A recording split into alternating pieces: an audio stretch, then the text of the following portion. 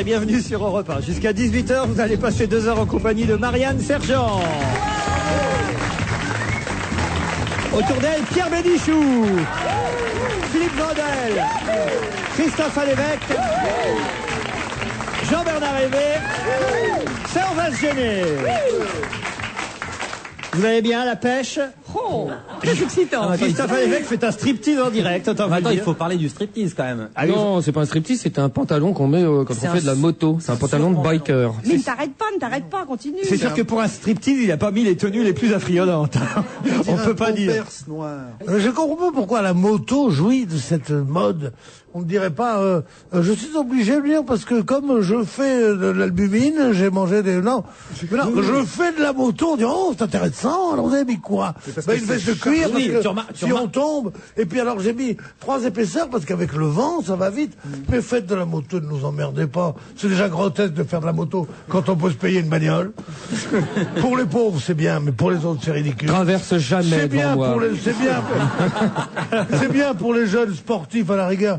Mais faire de la moto comme ça, en se disant ça va faire chic et tout ça, c'est grotesque. Non, je ça suis fait pour chic. l'interdiction des 2 roues et pour l'exécution de tous ceux qui ont des 2 roues.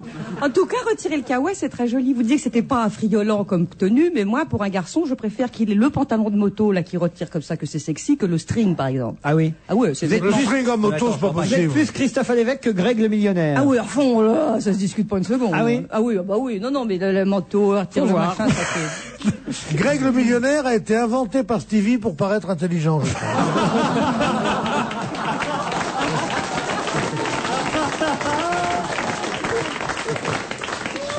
Nicolas m'envoie le premier email que je vais vous lire. Chaleureuse salutations à tous. Bon, je vous passe. Félicitations à monsieur Bénichou pour sa gouaille, sa culture et son humour spontané. Bon, il vient d'en faire la preuve. Chapeau aussi à monsieur Vandel pour sa jeunesse d'esprit, ses connaissances particulièrement pointues et sa courtoisie. Pour les autres, tant pis pour eux, dit Nicolas. Voilà. Encore un qui aime pas les bikers. Un petit Bénichou, c'est comme du bon vin, dit Bap. Peu séduisant au départ, il prend de la saveur, du tanin, se bonifie, un zeste de mauvaise foi, et il me saoule de moins en moins. Peu séduisant au départ, c'est la première qui me dit ça. Non, c'est un mec qui écrit là. Ben justement. Jean-Bernard Hébé est pompeux, lui, d'après Litchi. Voilà. Ouais. C'est vrai qu'il est moins en moins pompé. D'abord, je T'es sais bien pas au ce qui courant. permet de dire ça. Des détails. C'est toi qui me l'as dit. Je vous propose Mais Gaëtan. ça va s'arranger. Gaëtan, je trouve que Philippe Vandel se fait trop rare à la télévision. En fait, je l'aime, dit Gaëtan. C'est curieux comme prénom, Gaëtan. Ouais, t'as jamais eu une fille qui s'appelait Nicole ou machin, non? Gaëtan, il faut qu'il aille chercher dans les prénoms qu'on connaît pas. Ah non, une fille qui s'appelle Nicole, c'est à toi qu'elle écrit. C'est la mère de Gaëtan. Fallait pas me chercher.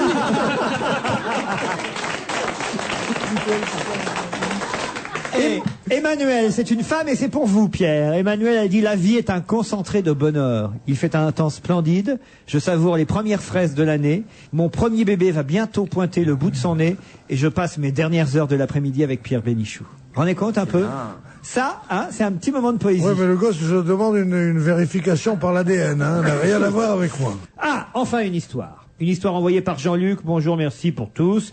Un merci particulier à monsieur Bénichou pour sa mauvaise foi et sa répartie. Qu'est-ce qu'il y a, Pierre? Il bougonne. Non, je bougonne, parce que tout le monde dit, en croyant me faire plaisir, ma mauvaise foi. S'il y a un type de bonne foi, c'est bien moi. Un Corse se marie et son père le convoque. Fils, au soir de ton mariage, il y a 3 principes que tu devras respecter. Tu prendras ta femme dans tes bras, car un Corse, c'est fort. Tu la jetteras dans le lit, car un Corse, c'est fier. Tu te mettras tout nu, car un Corse, c'est beau. Le lendemain, le père interroge son fils. Alors, raconte-moi ta nuit de noces. J'ai fait comme tu m'as dit, pas. J'ai pris ma femme dans mes bras, car un Corse, c'est fort. Je l'ai jetée sur le lit, car un Corse, c'est fier. Je me suis tout nu mis, car un Corse, c'est beau. Et après, dit le père impatient, après, je me suis branlé, car un Corse, c'est autonome.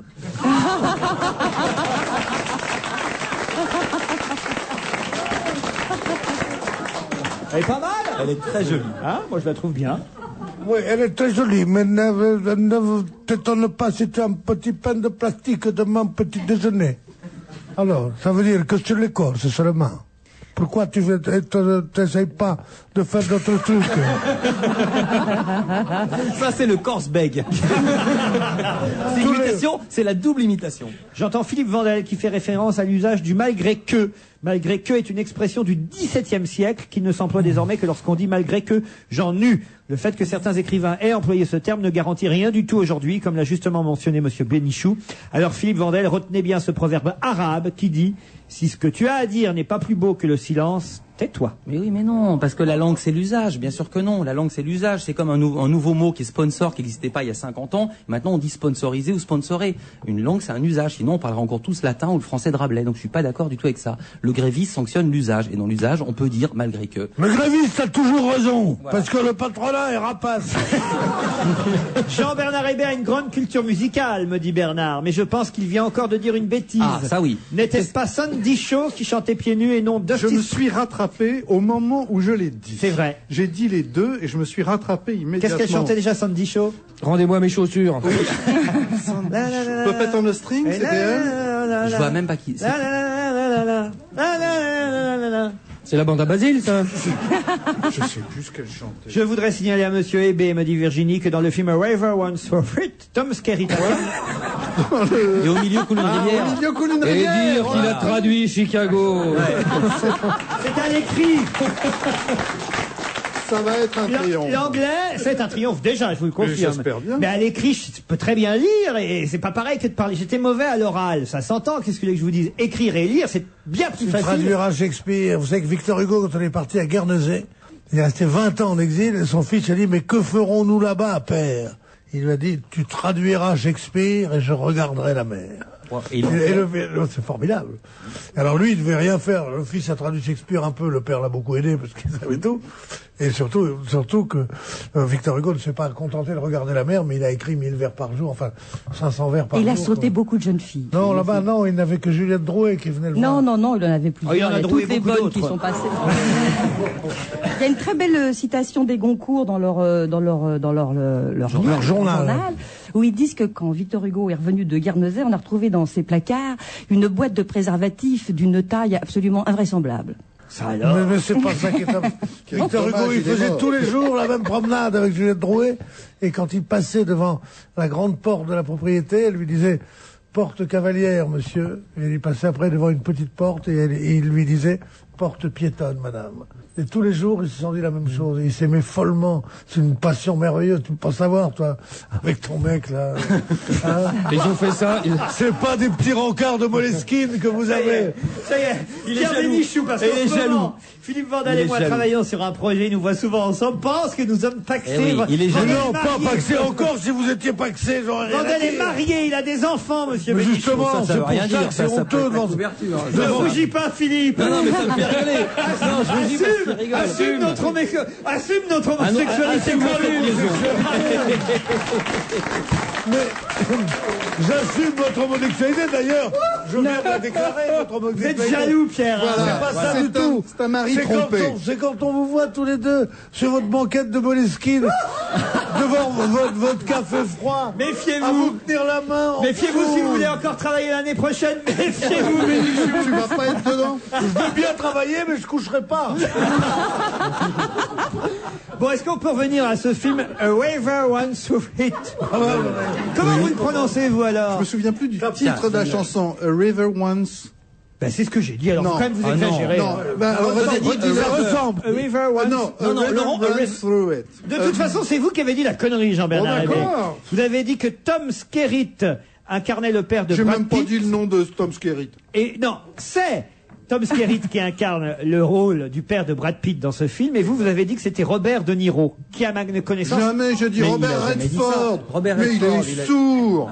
Pour ça qu'il trouve que vous parlez bien anglais. Non, vous avez dit De Niro qui jouait dans ce film de Robert Redford. Non, il y a des gens qui sont là, il y a des non, témoins qui non, étaient là. non. Robert Redford. Non, Non, non, moi il y a des qui gens suis de de bonne public. foi, il a dit Robert De Niro. Retrouvons un mail sur la bonne foi de... Pourriez-vous également signaler à Jean-Bernard Hébé que s'il a de la classe au niveau vestimentaire, il en manque singulièrement par ailleurs. Ce qui fait une grande différence entre lui et Pierre Bénichou, qui porte une eau de Cologne qui, contrairement à celle produite aujourd'hui, est bonne. En tout cas, j'adore entendre Pierre Bénichou se mettre en colère et vive son eau de Cologne extra vieille. Voilà.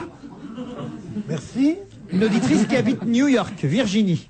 Virginia, I will come and see you. On a trouvé un disque de Sandy Shaw dans la maison, c'est un miracle. Ah. On l'écoute, aux pieds nus.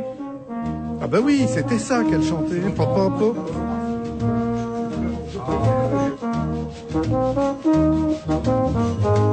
I walk along the city streets you used to walk along with me. And every step I take recalls how much in love we used to be. Oh, how can I forget you when there is always something there to remind me? Always something there to remind me.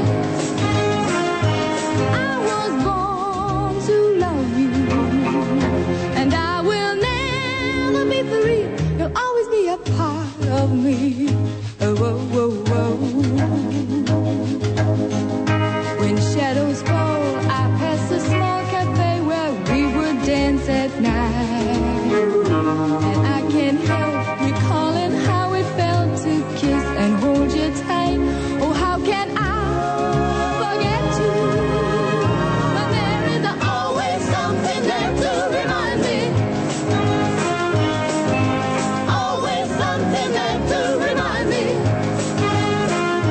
I was born to love you, and I will never be free. You'll always be a part of me. Oh, oh, oh, oh. Oh, oh,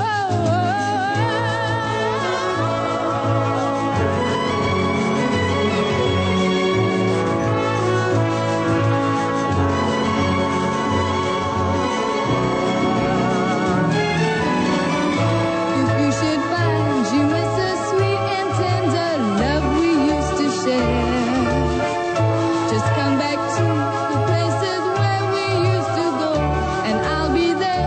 Oh, how can I forget you when there is always something there to remind me? Always something there to remind me. I was born to love you, and I will never be free. C'était sympa quand même, hein. Chanson, ambiance je sur crois, le plateau, hein. je crois que c'était une chanson de Burt Bacharach. C'est un Madison. Et ça a été repris par non, Eddie c'est Mitchell. pas Edison. D'ailleurs, Il tu y a entends qu'on dit toujours souvent, un toujours coin qui me rappelle. Quand t'as un appel sur le téléphone, tu vois un mec à qui tu veux pas parler, tu vois, il y a toujours un con qui me rappelle.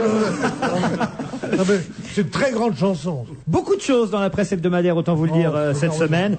Le mariage d'Arthur, évidemment, dans Match, dans VSD. Estelle Hallyday, enfin, ex-Hallyday et Arthur se sont mariés. Alors on sait tout, les potins, où ça s'est passé. Ils ont passé leur lune de miel sous le soleil de Moustique, nous dit-on. Voilà, on les voit à l'aéroport. Des photos volées, hein, souvent dans Match et dans VSD. Longtemps, Arthur a pensé que la réussite n'était que professionnelle. Puis à force de travailler, il n'a pas vu grandir son fils. Ce qui plaît à Estelle chez Arthur, c'est sa façon de lui faire comprendre qu'elle lui appartient.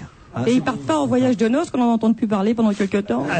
sont revenus déjà. Et on nous raconte aussi dans VSD comment la famille d'Arthur a mis quelques difficultés à ce mariage, parce que pour convaincre Arthur de se marier, Estelle a dû se convertir au judaïsme. Elle aurait été voir un rabbin à Los Angeles, le rabbin Rasberg, qui avait déjà converti Madonna, car autrement le mariage n'aurait pas été possible. Pourquoi Los Angeles? Parce qu'il y a des rabbins qui font ça vite fait là-bas, j'imagine. Non mais voilà. Elle n'était pas obligée de se faire Elle s'est convertie pour se marier. Oui. Je trouve ça honteux. Ah oui? Pourquoi? Pareil.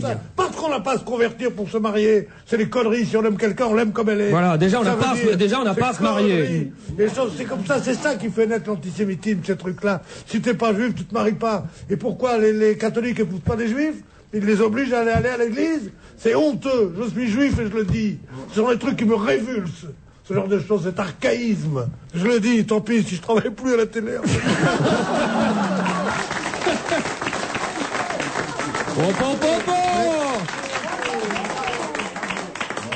Non, parce que vous avez dit quelque chose qui n'est pas exact. Vous dites, sinon, il n'aurait pas pu se marier. C'est exactement il ce que n'aurait vous pas dites. pu, il Parce n'aurait que pas voulu. La famille famille ne voulait pas. La famille ne voulait pas. C'est ce que voilà. dit les Rien Ça ne fait rien, la l'interdit. vérité, c'est bien.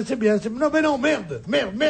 Ah, je suis entièrement Ça d'accord. n'aurait Pas chez pas nous. avancé Pas beaucoup. dans ce pays. Ça n'aurait pas fait beaucoup avancer les choses, d'ailleurs, nous dit VSD, puisque cette démarche n'a quasiment aucune légitimité auprès du consistoire judaïque français, et donc aucune valeur pour la famille de l'animateur. Cela n'aurait finalement pas fait avancer les choses. Vous Vous voyez? savez pourquoi il fait ça? Non. Parce que pour être juif, il faut que la mère soit juive. Mais non. Et donc, s'il veut avoir des enfants avec Estelle, il faut que Estelle soit juive. Sinon, ses enfants, sa descendance ne serait pas juive. Ah, j'ai une Voilà histoire, la moi. maboulerie Allez-y. du truc. Eh ben, c'est un type qui se bat dans une rue, et puis il passe devant un magasin où il y a des montres en vitrine. Alors il dit, tiens, je vais m'acheter une montre. Alors il rentre, et puis il dit, bonjour, je voudrais une montre. Et le type lui dit, ah ben non, je ne peux pas vous vendre une montre, je suis prêtre circonciseur. Ah, il dit, oui, mais alors pourquoi mettez-vous des montres en vitrine? Et puis il dit, qu'est-ce que vous voulez que je mette? Si elle est bien. Moi, j'aime bien. Moi, qu'il pouvait ouvrir un stand au prépuce. Oh. Il y a plein de choses dans la préservation. Il y a aussi. Mais est-ce qu'il y a la date du divorce sur le... Est-ce qu'il y avait du people? Est-ce que du people, vous voulez? oui, est-ce que c'était glamour comme mariage ou est-ce people, que là, c'était sur- Ah bah, il y avait évidemment beaucoup d'amis des deux mariés, et on leur souhaite d'ailleurs d'être très Ah, moi heureux. aussi, je leur souhaite d'être très heureux, mais j'aurais préféré qu'ils le fussent sans religion. Oh, écoutez, bon, ça c'est ça, ils regardent. Hein, je Mais vois. qui est-ce qui est allé jusqu'à Moustique? Lui et son épouse. Ah bon, le voilà. mariage n'a pas eu lieu à Un Moustique. des endroits les plus sinistres du monde. Moustique. Ah bon? Ah oui, oui, il y a que la reine d'Angleterre qui peut Non, c'est la Margaret sœur. d'Angleterre, C'est la ouais. sœur de la reine d'Angleterre qui a une C'est très très là-bas, chic. et il y a- Mick Jagger. Il y a beaucoup de riches. Il y a que des riches. Il n'y a pas d'hôtel, je crois, ou s'il y a un hôtel. Il y a ça un coûte- hôtel maintenant. Il y a Ça un coûte à hôtel. peu près 18 briques par soir, mais c'est d'un ennui. Comment Moi, ça va j'aime bien quand les riches s'emmerdent, je trouve ça moral. Moi, j'avais un copain qui vivait en Suisse pour fuir les impôts et machin, et qui m'a dit, je lui ai dit, alors qu'il avait une maison superbe dans un endroit sinistre, et je lui ai dit, mais t'es content? Il m'a dit, la Suisse, c'est la punition des riches. C'est la punition, parce que t'es là, t'es tout seul et tout. Ouais, Moustique, Ce qu'il faut- alors. Punition pour Ce qu'il punition, faut, je c'est être préfère riche au Moustique. Batignolles, mais c'est Ouais. ça qui est marrant. Il faut être riche en Suisse, d'abord, t'as toujours plus riche que toi. Tandis Moi, qu'au je me suis Batignolles, jamais senti mal en Suisse, quoi que tu dises, je ne sais pas comment est Moustique, mais la Suisse, il y a beaucoup de pauvres et c'est très gai. Ah oui. la Suisse, ça dépend. Bien sûr, et puis c'est très gai, il y a Oui, des mais tas de les gens. Moi, caches- j'adore la Suisse, personnellement. C'est parce que j'aime pas Les qu'ils caches disent dans du des mal coffres. de la Suisse, même de Moustique d'ailleurs. Mais Pourquoi parce que j'aime pas qu'on dise des mal de généralité. J'aime bien quand on dit du mal de, par exemple, de toi, dans un email ou un truc comme ça. Mais pas d'une généralité, d'un pays, tout ça. Enfin, la J'aime pas Suisse, ça. attendez, je vais J'aime quand pas même- qu'on dise moustique c'est chiant ou la Suisse c'est Non, chiant parce que Moustique, ce qui c'est fait bien, un la pays Suisse, c'est les c'est gens. bien. Mais je ne Paris, sais c'est pas. bien. Je Je ne suis connais assez pas. d'accord avec Pierre quand même. La Suisse, c'est chiant. Alors moi, Mais j'y c'est suis- parce que vous n'avez pas boomé en Suisse. Si vous avez boomé en Suisse, vous sauriez que c'est très gai la Si, Suisse. j'ai boumé en Suisse, c'est les seuls moments où j'ai trouvé ça moins chiant. Mais autrement, franchement, les gens roulent pas. Vous ils aimez sont pas la fondue? C'est pas très gai C'est la très Suisse gai, quand la même. fondue. Non, si, le pire, c'est c'est la très Suisse gai, la allemande. Ah voilà. Mon beau-frère est suisse allemand, moi.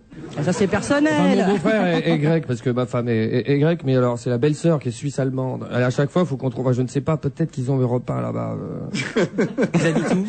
Mais à chaque fois, faut qu'on trouve une excuse pour pas y aller. Mais t'as qu'à dire que t'as pas d'argent. Mais ils sont stricts, c'est incroyable. Ils se garent, par exemple, tu vas chez eux, ils se garent toujours à la même place. Ils rentrent chez eux, et si la place est pas libre, c'est un gros problème. Moi, Qui je suis- s'est mis ouais. à ma place? Ils ont Moi, fait je un suis- référendum, ils ont fait une votation pour savoir à Genève la couleur des sacs poubelles. Savoir si ça devait être bleu, vert ou Non, noir. mais ça, c'est leur principe, c'est le principe du vote. Mais c'est vrai Enfin, qu'ils sont quand même extrêmement rigoristes. Moi, Ah oui. à un moment donné, je suis sorti avec une Suissesse, et elle me disait, elle était à Lausanne, et elle me disait, je peux pas te laisser conduire. Alors je dis pourquoi? Elle me dit, parce que tu connais pas les présélections. Vous savez ce que c'est les présélections? C'est les flèches qui sont tracées par terre sur la route pour savoir si tu veux tourner à droite. À un moment donné, 500 mètres avant, faut être à droite. On a les mêmes à Sablé-sur-Sarthe. Hein. Oui, mais à Sablé-sur-Sarthe, t'as le droit de zigzaguer. En Suisse, c'est interdit. Non, mais eux, ils appellent ça les présélections. Et si tu connais pas la présélection, tu traverses, ils sont pas contents, ils klaxonnent, et on te laisse pas conduire. Ils klaxonnent pas en Suisse où tu vas, t'as jamais été en Suisse. Ils on te klaxonne dénoncent pas. J'étais en Tu vas Suisse souvent plein en de fois. Oui, je vais souvent en vais Suisse, je très vais en souvent. Suisse et j'adore aller Mais en qu'est-ce que tu Suisse. fais en Suisse Je joue mon spectacle comme c'est mon métier et ça se passe très bien et j'adore la Suisse. Ouais. Mais t'es payé en liquide là-bas? J'aime autant, mais peu importe. Le problème, non, la Suisse c'est formidable. La Suisse c'est formidable. C'est une bande de déconneurs. C'est le premier C'est pays. des connards, les Une Suisses. bande Ah de ouais, déconneurs. mais bien sûr. D'ailleurs, tu as vu, les habitants de la France sont les Français, les habitants de la Belgique sont les Belges, les habitants de la Suisse sont la bande de déconneurs. Mais il y a des déconneurs partout. Le déconneur est international, le déconneur est sans limite. La liberté n'a pas de rivage. Non, je ne suis pas d'accord avec toi. Les Suisses, moi j'adore les Suisses. Écoutez, on va résumer en un mot. Il faut bien que Genève se passe. On se retrouve après la pub. Tous les soirs sur Arte, le journal de la culture fait le tour de l'actualité culturelle européenne. Expos, ciné, musique, théâtre. Le journal de la culture, c'est du lundi au samedi à 20h et c'est sur Arte. Baisser les prix en France, Carrefour s'y emploie tous les jours. Par exemple, jusqu'à samedi. Oui. Si tu achètes un pantalon en jean homme, femme ou enfant, Carrefour t'offre 20% en ticket cash Carrefour sur tes prochains achats. 20%? Ah bah du coup, ça fait pas cher pour un jean. Eh oui, c'est le mieux consommé. Faire baisser les prix sur les produits de tous les jours, c'est aussi ça le mieux consommé. Carrefour, je positive. Voir conditions en magasin. On va enchaîner jusqu'à 18h, toujours avec Vandel, Hébé, Bénichou, allez là. Et Marianne Sergent. Marianne Sergent qui est allée au Café de la Gare pour nous voir Retour de Madison, une comédie salutaire sur le couple, signée par quelqu'un qu'on a au téléphone maintenant, Erika Suisse. Non, Assous, pardon. Mais vous aimez tellement la Suisse que je me suis permis ce très mauvais jeu de mots sur votre nom, Erika Assous. Bonjour. Bonjour. Véronique Boulanger et Emmanuel Patron sont sur scène au Café de la Gare du mercredi au samedi à 22h. Vous êtes allé voir Retour de Madison, Marianne Sergent. Oui, j'ai été voir Retour de Madison au Café de la Gare. Donc déjà, faut aller au Café de la Gare, c'est une antiquité, il faut voir comment ça fonctionne, c'est une salle super. Et j'avais déjà vu Retour de Madison avec Mirmont à Avignon. Après, il l'avait repris dans le 20e et tout ça. Et alors, c'était pas traité du tout de la même façon parce que c'était traité très premier degré, sincère, à fond. Et alors, c'était très angoissant. Et là, mais c'était très bien. Quelque chose avec le film de Clint Eastwood. Oui, absolument, absolument. C'est-à-dire que c'est l'histoire d'un couple qui vient de voir à la télévision Retour de Madison. Et alors ensuite, le mec irait bien se coucher, c'est sympa, le film était sympa. Et la femme, ça la remet complètement en question par rapport à son couple. Ah, par rapport au film, d'accord.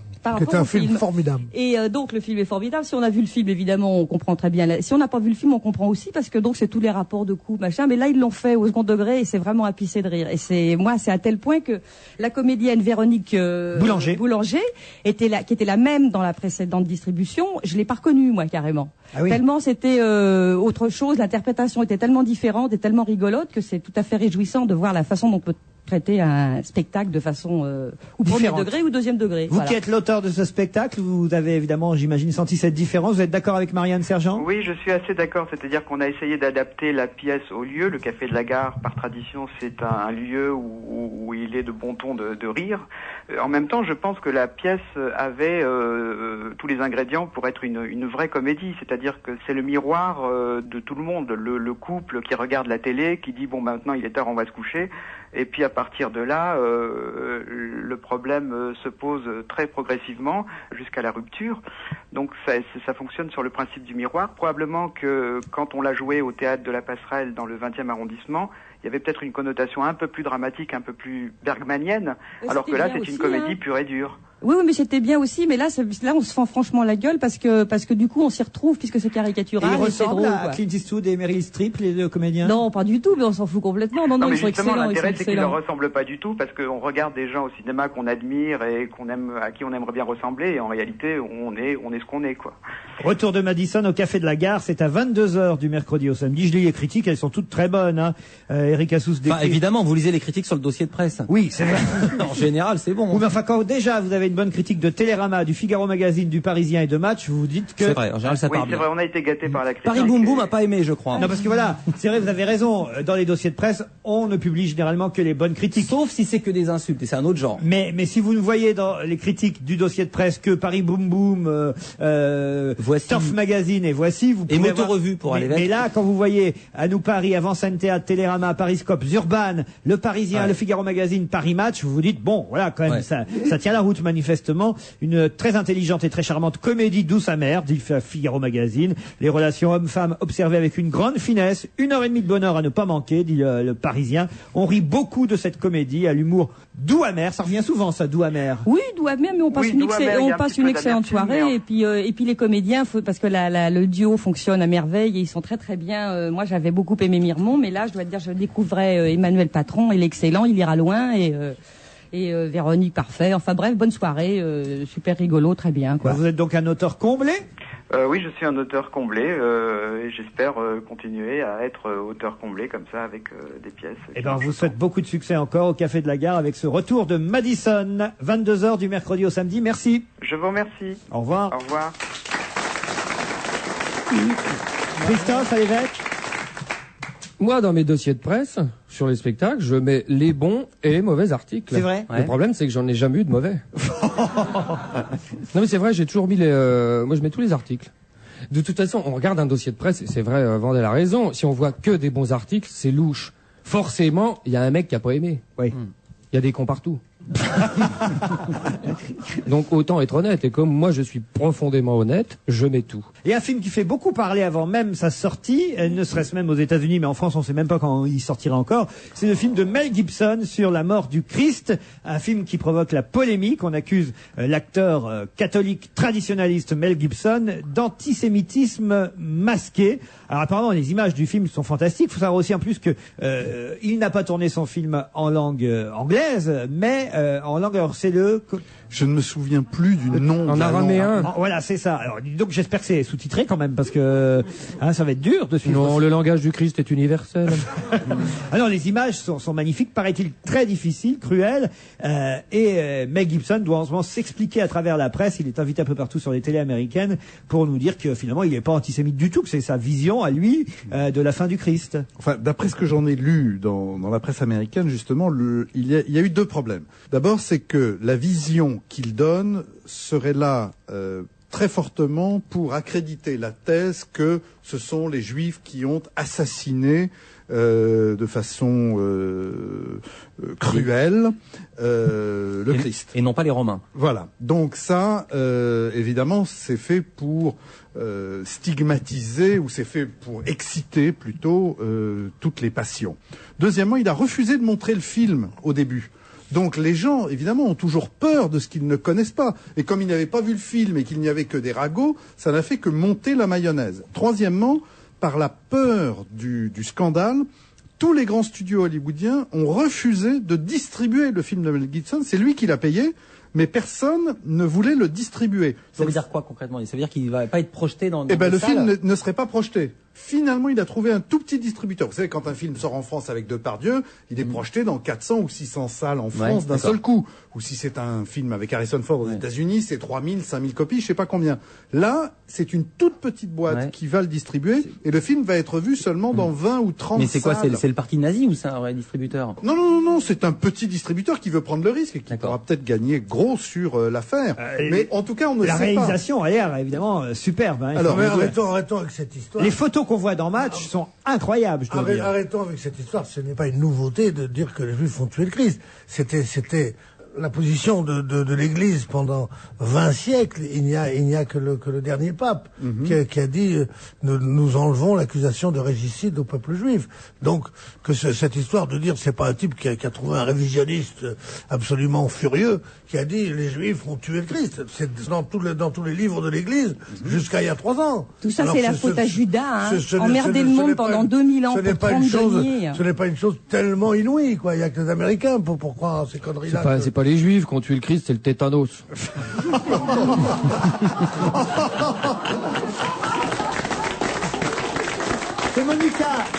C'est Monica Bellucci qui joue Marie-Madeleine. C'est une actrice roumaine, Maya Morgenstern, qui joue elle Marie. Et Jésus est interprété par un comédien qui s'appelle Jim Caviezel, qui est assez ressemblant. Enfin, assez ressemblant. Je le connais pas personnellement, le Christ, hein, mais assez ressemblant de l'idée de ce que on peut s'en faire. En tout Là, il cas. lui manque un œil là sur cette photo là. Ah non, mais c'est terrible. Là, il y a quand même un délire de ketchup là sur le truc.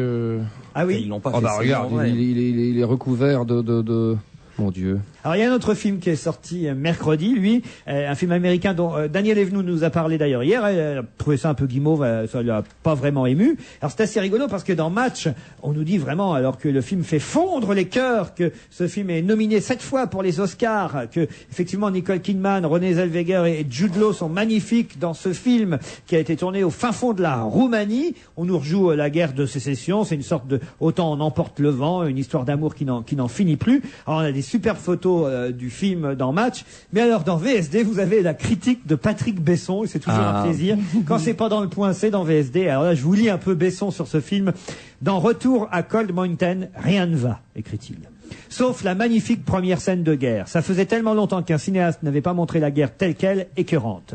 Après, tout se gâte dans le désordre. Renée Zellweger, première fermière américaine du 19e siècle, a s'être fait gonfler les lèvres, dit-il.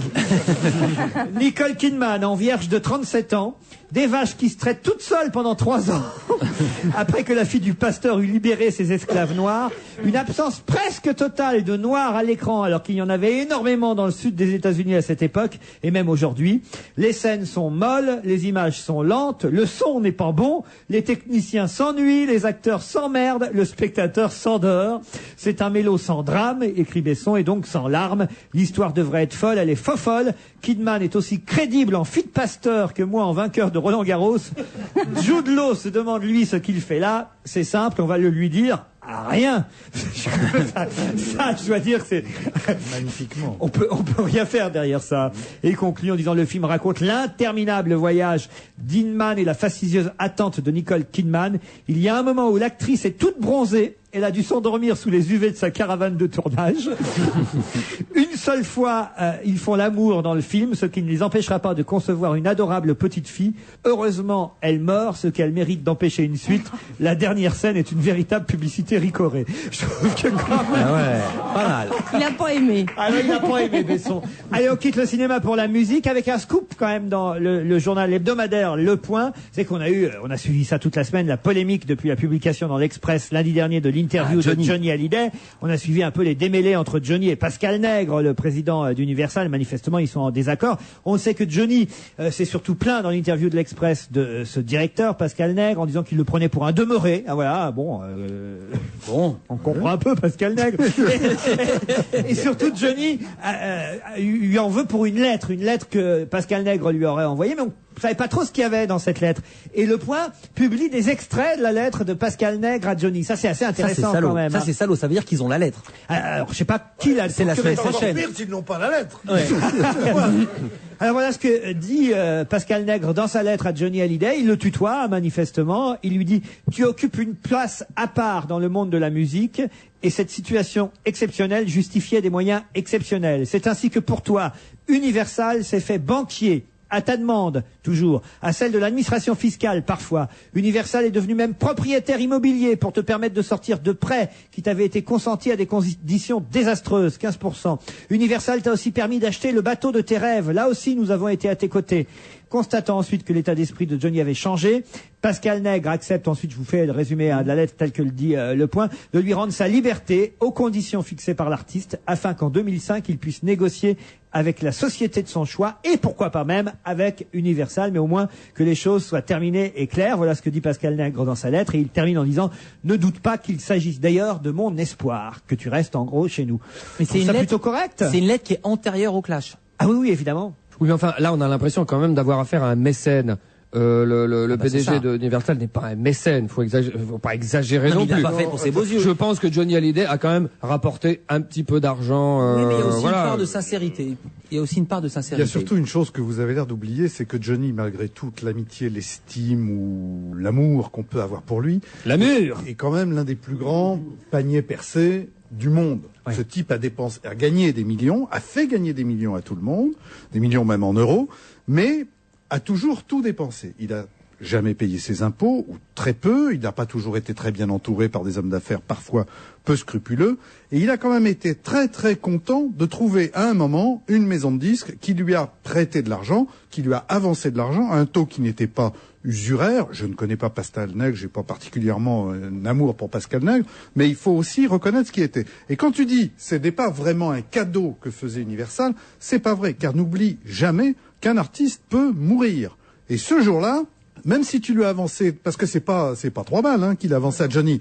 C'est ça, pas mourir, Universal, non mais Universal avait était devenu propriétaire des bateaux, des maisons, des motos, des bagnoles. Johnny, il n'avait plus rien, en partant du bon principe pour le fisc qu'on ne peut pas tondre un œuf. Donc il a dit, moi j'ai plus rien, adressez-vous à ma maison de disques.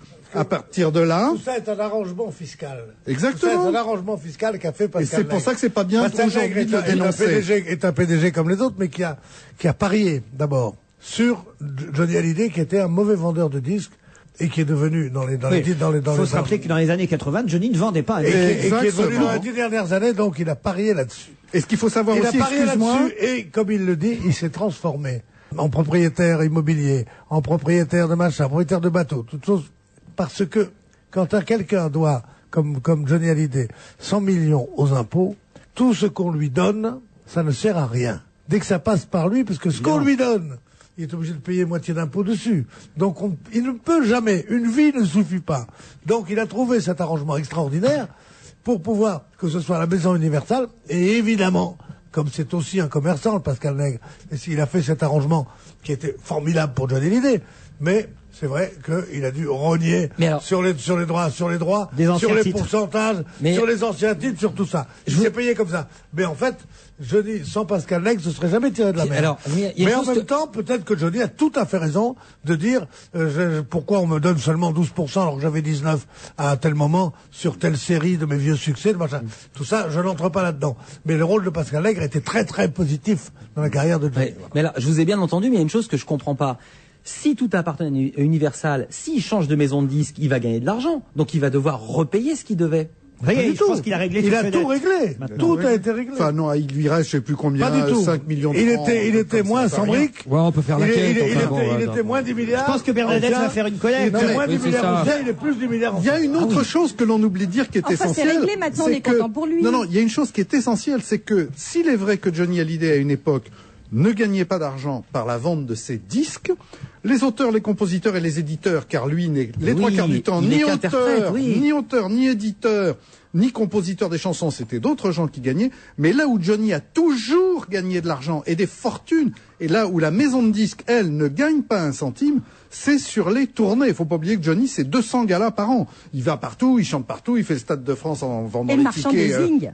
Le merchandising, les t-shirts, Et les machins. lunettes. Et pour les lunettes. Et la maison de disques, elle ne touchait rien là-dessus. Donc, je pense qu'on n'est qu'au début de l'histoire de Johnny Hallyday. Oh non! Ah si! Je vous dis, Bernadette va sûrement faire une quête, un peu comme pour les pièces jaunes et le train spécial. Vous mettez justement le doigt sur le problème. Ce qu'il y a de très agréable dans cette interview de l'Express, cette interview donnée à l'Express, c'est qu'on a un homme qui se lamente dans un pays où les gens gagnent en moyenne 7100 francs par jour. Par jour? Pas par mois. Parlez de toi, là. Parlez de toi. Oh, le lapsus! Révélateur! J'ai eu peur, j'ai cru qu'on me roulait. Ne m'interrompez pas. Tu prends un pays où les gens gagnent une somme tout à fait modeste par mois, de dire à quel point il est malheureux avec ces histoires de milliards. Et je crois que quand on a la chance de gagner ça, je ne dis pas que c'est immérité, on vient pas se plaindre sur la place publique, parce que les journaux, c'est l'agora d'aujourd'hui. Ouais. Et ça, c'est assez désagréable. Et on a envie de te dire, va te faire foutre, Pascal Nègre, Johnny Hallyday, et tous les autres qui gagnent plus que moi. Voilà. On met vachement longtemps à le dire, quand même. Ah non, on l'a dit déjà plein de fois. On l'a dit plein de fois. Et on l'a dit aussi. C'est une chronique entière là-dessus. Et on l'a dit aussi pour Florent Pagny. Et moi, Florent Pagny, voilà un type que j'aime bien. C'est sa liberté de penser. On n'enlèvera jamais sa liberté de penser, ni à lui, ni à Jean Moulin, ni à Mandela, ni tout ça. C'est un mec qui est comme ça. À propos de Madame Chirac... non plus, on n'enlèvera jamais sa liberté de ramasser les pièces jaunes. Voilà. L'excellent journaliste de VSD, Philippe Vandel, dans sa page Sans décoder, nous raconte que l'autre jour, au journal de 13h, Jean-Pierre Pernaut, vous pouvez raconter oui, Jean-Pierre Pernaut a parlé de le premier train des pièces jaunes. Je crois que la première station, c'était à Valenciennes. Et là, voilà l'opération des pièces jaunes menée par Bernadette Douillet. Alors après, il s'est rattrapé, il a dit pardon, par Bernadette Chirac et... Ah non, c'est pas que Pernaut avait... Mais c'était trop tard. Pernaut avait fait un Ricard. Pernaut avait forcé sur le Ricard. Non, mais c'est vrai, il y a plein de blagues qui circulent là-dessus. Alors, Dupont et Dupont, ça va? C'est le Muppet Show, les deux, là. Et ce sont les meilleurs amis du monde. Allez, on se retrouve après la pub. Et si vous posiez vos questions à Monsieur Paul, conseiller financier à la Poste? Je vous appelle pour mon fils Florent qui a 16 ans. Oui. Il part en vacances avec des copains, mais je voudrais pas qu'il ait trop d'argent sur lui. Swing, sans hésitation. C'est un compte qui associe un livret jeune et un livret A, et sur lequel vous versez à Florent ce dont il a besoin. Avec sa carte Swing, il pourra retirer de l'argent en France et à l'étranger. Et puis il y a aussi les chèques de voyage, acceptés dans de nombreux pays, et en cas de perte ou de vol, remplacés dans les 24 heures. Vous voilà rassuré. Hier, Monsieur Martin a reçu le catalogue du grand festival Bricomarché. Alors forcément, avec les prix magiques du festival Bricomarché, Monsieur Martin est en train de rêver. Installer une nouvelle douche, aménager la chambre du petit dernier, créer un massif de fleurs dans le jardin. Oh, est-ce que c'est beau, un homme qui rêve. À qui tu parles, ma chérie? Dors, mon poussin. Demain, on a du pain sur la planche. Jusqu'au 28 février, avec le grand festival Bricomarché, réalisez vos rêves à prix magique. Bricomarché, pouvoir tout faire, moins cher. Dans les Bricomarchés participants. C'est la révélation d'un grand écrivain. Les éditions Robert Laffont présentent Écoute-moi, le roman de Margaret Mazzantini. Écoute-moi, c'est la confession bouleversante d'un père à sa fille. Elle est allongée sur un lit d'hôpital. Il lui raconte son secret, la passion qui le hante depuis toujours. Et dans ce temps suspendu, c'est leur destin qui se joue. Immense succès critique et public, lauréat du Goncourt italien, déjà traduit dans 15 pays et bientôt adapté au cinéma. Écoute-moi, un roman d'une émotion rare, un livre Robert Laffont.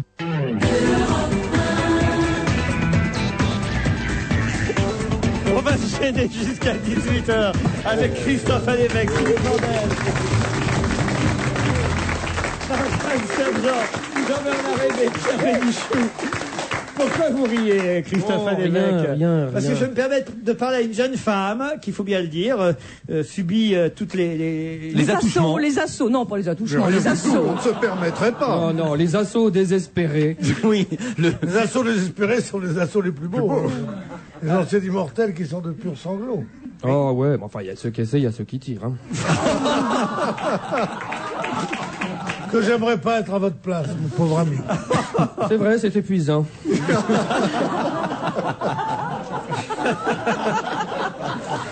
De quoi je vais vous parler? Ah, tiens, un truc qui va vous plaire. C'est encore dans VSD, ça. Tiens, Jean-Bernard Hébé. Drogue et musique, les liaisons mortelles du jazz au rap, chaque mouvement assez stupéfiant. Ah, j'y crois pas. Un romancier, Patrick Heudeline, revient sur ces duos mortels. Il est pas mort, Je sais pas si vous avez Heudeline. vu Patrick Heudeline. Comment il a survécu, Ah non, mais Patrick? c'est dingue. C'est un type très sympathique. C'est qui Patrick Heudeline? C'était un grand journaliste de baisse de rock and folk qui maintenant écrit pour Nova.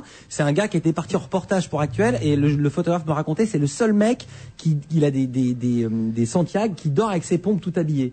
Il boit que de la bière le soir, il se met sur le lit, il dort habillé, le matin il se relève et il repart en enquête. Il a donc passé la nuit avec lui, le journaliste en question. Le photographe, quand ils partent à deux, il y a un journaliste, un Il photographe. raconte, donc, Heudeline, pendant toutes ces années, j'ai été plus souvent invité à des enterrements au Père-Lachaise qu'à des mariages. Bon, alors, il dit que Chet Baker, ça on le savait, s'est dissous dans l'héroïne avant de se défenestrer en 88 à Amsterdam. Bob Marley, gros fumeur, lui, s'est éteint de suite d'un cancer. Courtney Oui, mais un Love, cancer, c'est pas la drogue. la veuve de Kurt Cobain, a pris de l'héroïne durant sa grossesse. Elle sort l'album de La Dernière Chance. Paul McCartney, lui, vivant encore, Paul McCartney, lui, c'est surtout la marijuana. Jimi Hendrix, c'est plutôt le mélange d'alcool et de barbiturique qui ont entraîné son... Bah, il faut Non, mais interdire leurs disques parce qu'ils sont dopés, ces gens-là. Oui. Et ils ont pas le droit, Pantanique c'est un mauvais exemple pour la jeunesse. ça. Oh, moi, qui a j'ai pas une sorti un histoire. disque depuis longtemps. J'ai une histoire d'exemple pour la jeunesse. C'est un monsieur distingué, avec les tempes légèrement argentées, dans le genre de pierre. Et il y a un jeune homme à côté de lui qui prendrait bien une cigarette et lui dit « Oh, malheureux, ne fumez pas, vous commencez par un petit cigare, vous allez y prendre goût, vous allez prendre un gros cigare, ça va vous donner le goût pour les alcools forts, vous allez prendre des alcools forts, ça vous donner envie d'aller danser, vous allez en boîte, vous allez vous découvrir les pétards, vous allez en fumer 1, 2, 3, vous allez vous mettre en danser, vous allez voir des filles, ça va vous donner envie de prendre de la cocaïne pour assurer. Vous allez prendre de la cocaïne, vous allez rencontrer des garçons, vous allez prendre de l'héroïne, vous allez plus penser qu'à vous droguer, qu'à boire, qu'à vous rouler dans le stupre et la fornication. Il voit que le jeune homme a envie de lui poser une question. Il lui dit oui, vous avez une question à me poser. Et oui, dit le jeune homme. Et allez-y, dit le monsieur assez distingué. Et le jeune homme fait où peut-on trouver ce petit cigare? Oui, c'est un peu ça. Hein. Eh ben, enfin, voilà. Non, mais là, il n'y a rien de neuf. Il n'y a rien de neuf, non. Ben, c'est un témoignage de la part de Patrick Heudeline dans VSD sur ces années. On va dire que c'est un témoignage de quelqu'un qui sait de quoi il parle. Ah, il y a autre chose dans Match qui est intéressant, c'est le fait qu'on revienne sur le dernier équipage du Bougalad Braid, c'est ce bateau qui s'est perdu, enfin pas perdu en mer, mais qui soi-disant s'est fait éperonner par un gros cargo. Alors voilà, qui se serait fait éperonner par un gros cargo dans le port. Les chalutiers ont de splendides couleurs riantes, nous dit Christophe Buchard. char dans Paris Match, mais de près, chaque parcelle de tôle est torturée, cisaillée, emboutie, griffée.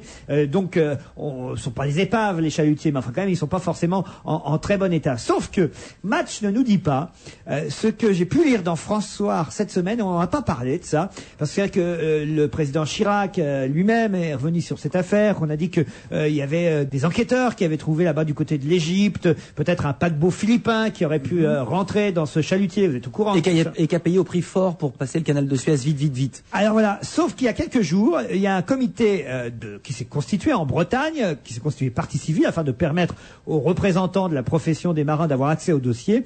Et ce comité cherche à obtenir la vérité sur ce chalutier qui a sombré avec 5 hommes à son bord. Et il y a quelques jours, le comité orientait ses soupçons dans une direction diamétralement opposée à celle que semble privilégier l'enquête, et ça on nous en a pas beaucoup parlé. L'hypothèse donc d'un navire marchand ne serait pas forcément la meilleure hypothèse. D'après ce monsieur, qu'est-ce qu'il y a? C'est le lancement le plus long de l'histoire de la radio. Là, ça fait 2h30. J'ai l'art du suspense. Ah oui, non mais là, on attend pour faire une vanne. Maintenant, on n'a pas la chute. On est qu'au début. On est qu'au début. Tu vois ce que c'est de le faire monter en graine, ce mec-là. Non, mais on a l'impression que tu fais le lancement, puis après tu vas dire, et maintenant, les infos. Alors là, à votre avis. Mais non, mais qu'est-ce qui va se Alors, passer? quelle est l'autre piste? Quelle est l'autre piste? Un sous-marin. Ah, peut-être. Un sous-marin jaune? Alors, un des membres de ce comité. On parle d'un exercice militaire impliquant 5 pays et des sous-marins qui se seraient déroulés dans la même zone au même moment. Mais c'est la chose. Ça, on nous en parle moins. Mais si, c'est la chose dont on a parlé le premier jour. Bon, c'était la marine anglaise. Et en faisant les relevés de cartes, les types ont dit non, nous étions à, je connais pas les termes nautiques, on était à 100-150 km de là. Tout le monde s'en fout. Qu'est-ce qu'il y a, Pierre? Tout le monde s'en fout, il y a du bonheur, il y a un bar chez Rita la blonde. Tout le monde s'en fout, il y a du bonheur à l'auberge de la fille sans cœur. L'accordéon. C'est une piste, hein, ça peut être une piste pour le bateau. Hein. Pierre Bénichou chantait dans le coin. Ouais. Les mecs se sont déroutés. Bon, je vous dis ça, si vous n'y croyez pas, vous n'y croyez pas. Moi, c'est pour que vous soyez un peu au courant de toute l'actualité des Hier, hypothèses. on disait que la France allait essayer de le rattraper aux Philippines, car il est en direction des Philippines après avoir passé le canal de Suez. Non, il disait que c'était Moi, je crois que c'est les Espagnols C'était un surtout, Philippin. parce que si c'est pas Philippin, c'est Philippe II.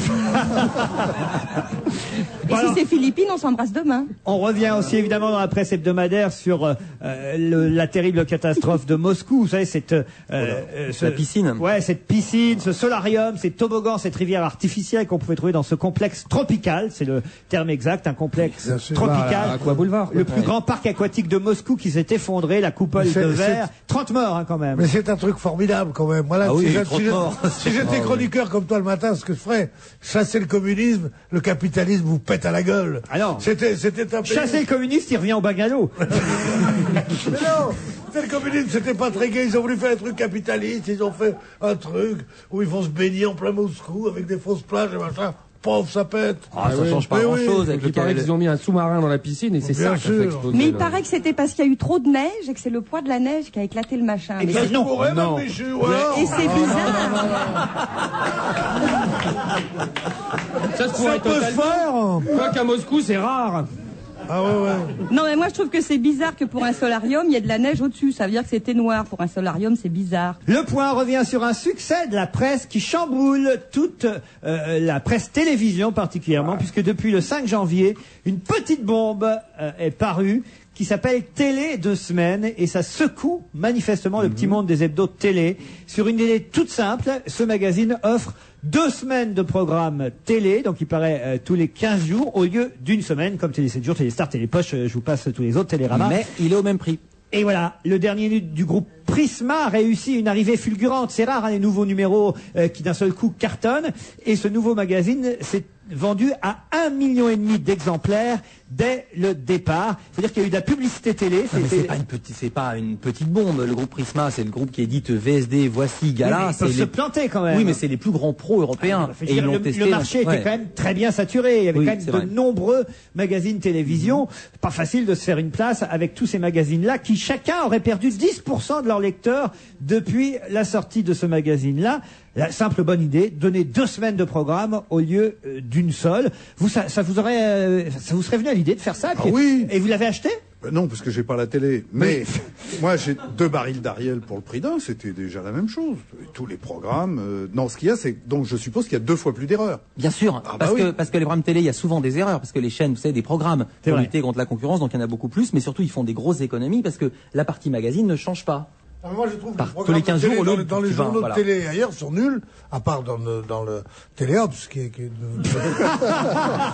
parce qu'on reste toujours sur sa fin. Alors si ça, c'est pas de la mauvaise foi. Télé 7 jours, quand même, qui fait partie de notre groupe. Mais non, Télé 7 jours est très bien aussi. Non, mais quand tu as 4 ans. C'est qu'on aime beaucoup parce qu'ils font des papiers souvent sur nous. Téléstar qui me prépare une interview. J'aime beaucoup aussi Télémagazine et Télé Plus Cuisine parce que j'aime bien les recettes. Et Télérama. Et Télérama, si généreux. Télérama, si ouvert. qui nous aime tant. Non, ce qui manque à la télévision, d'abord, on voudrait avoir tous les programmes de toutes les chaînes du câble et de toutes les heures, même de la nuit. Ça s'arrête en général à 24h20 parce que les gens sont des couches-tôt.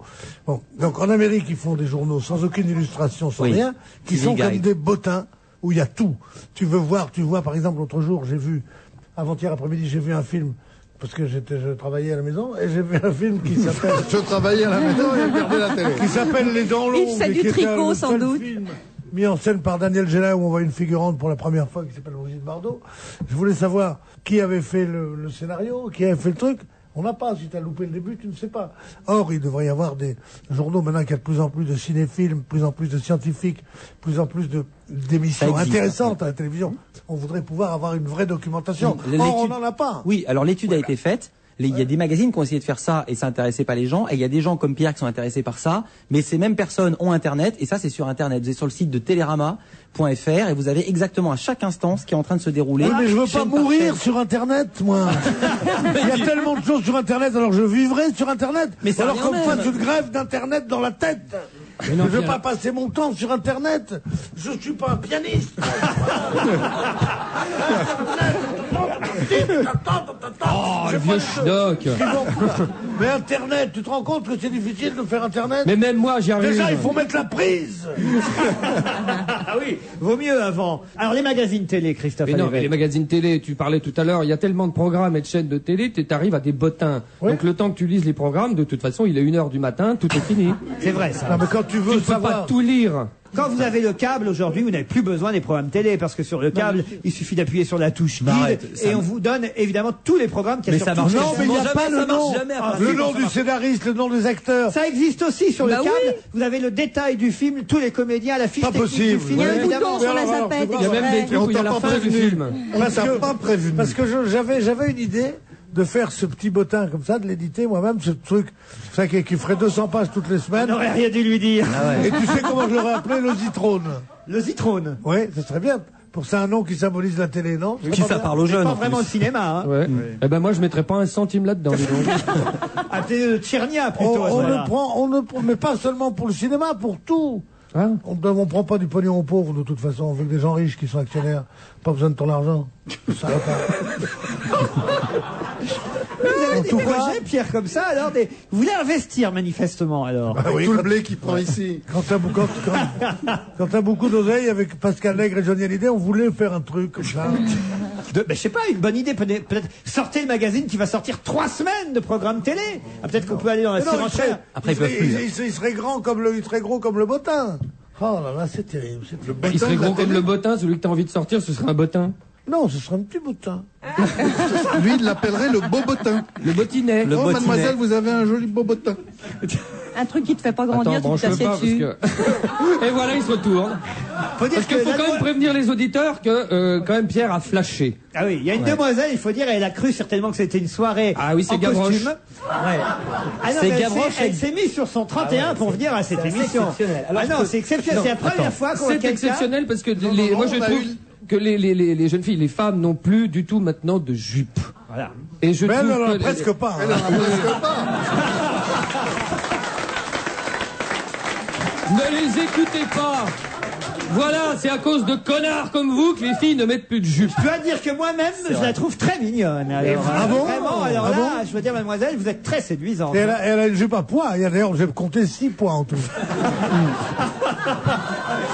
La petite casquette, les petites... Elle s'est fait... Je pense qu'elle les a fait avant de venir. C'est comment on appelle ça, les petites... Des anglaises, merci madame. Elle s'est faite des anglaises. Non, là c'est naturel. Hein, non, Elle tu a parles, les lèvres Charles. qui brillent. Elle s'est dit, on va se gêner, je vais tenter de séduire Laurent Ruquier, je vais me mettre des anglaises. Hein, voilà, C'est pas gagné, hein.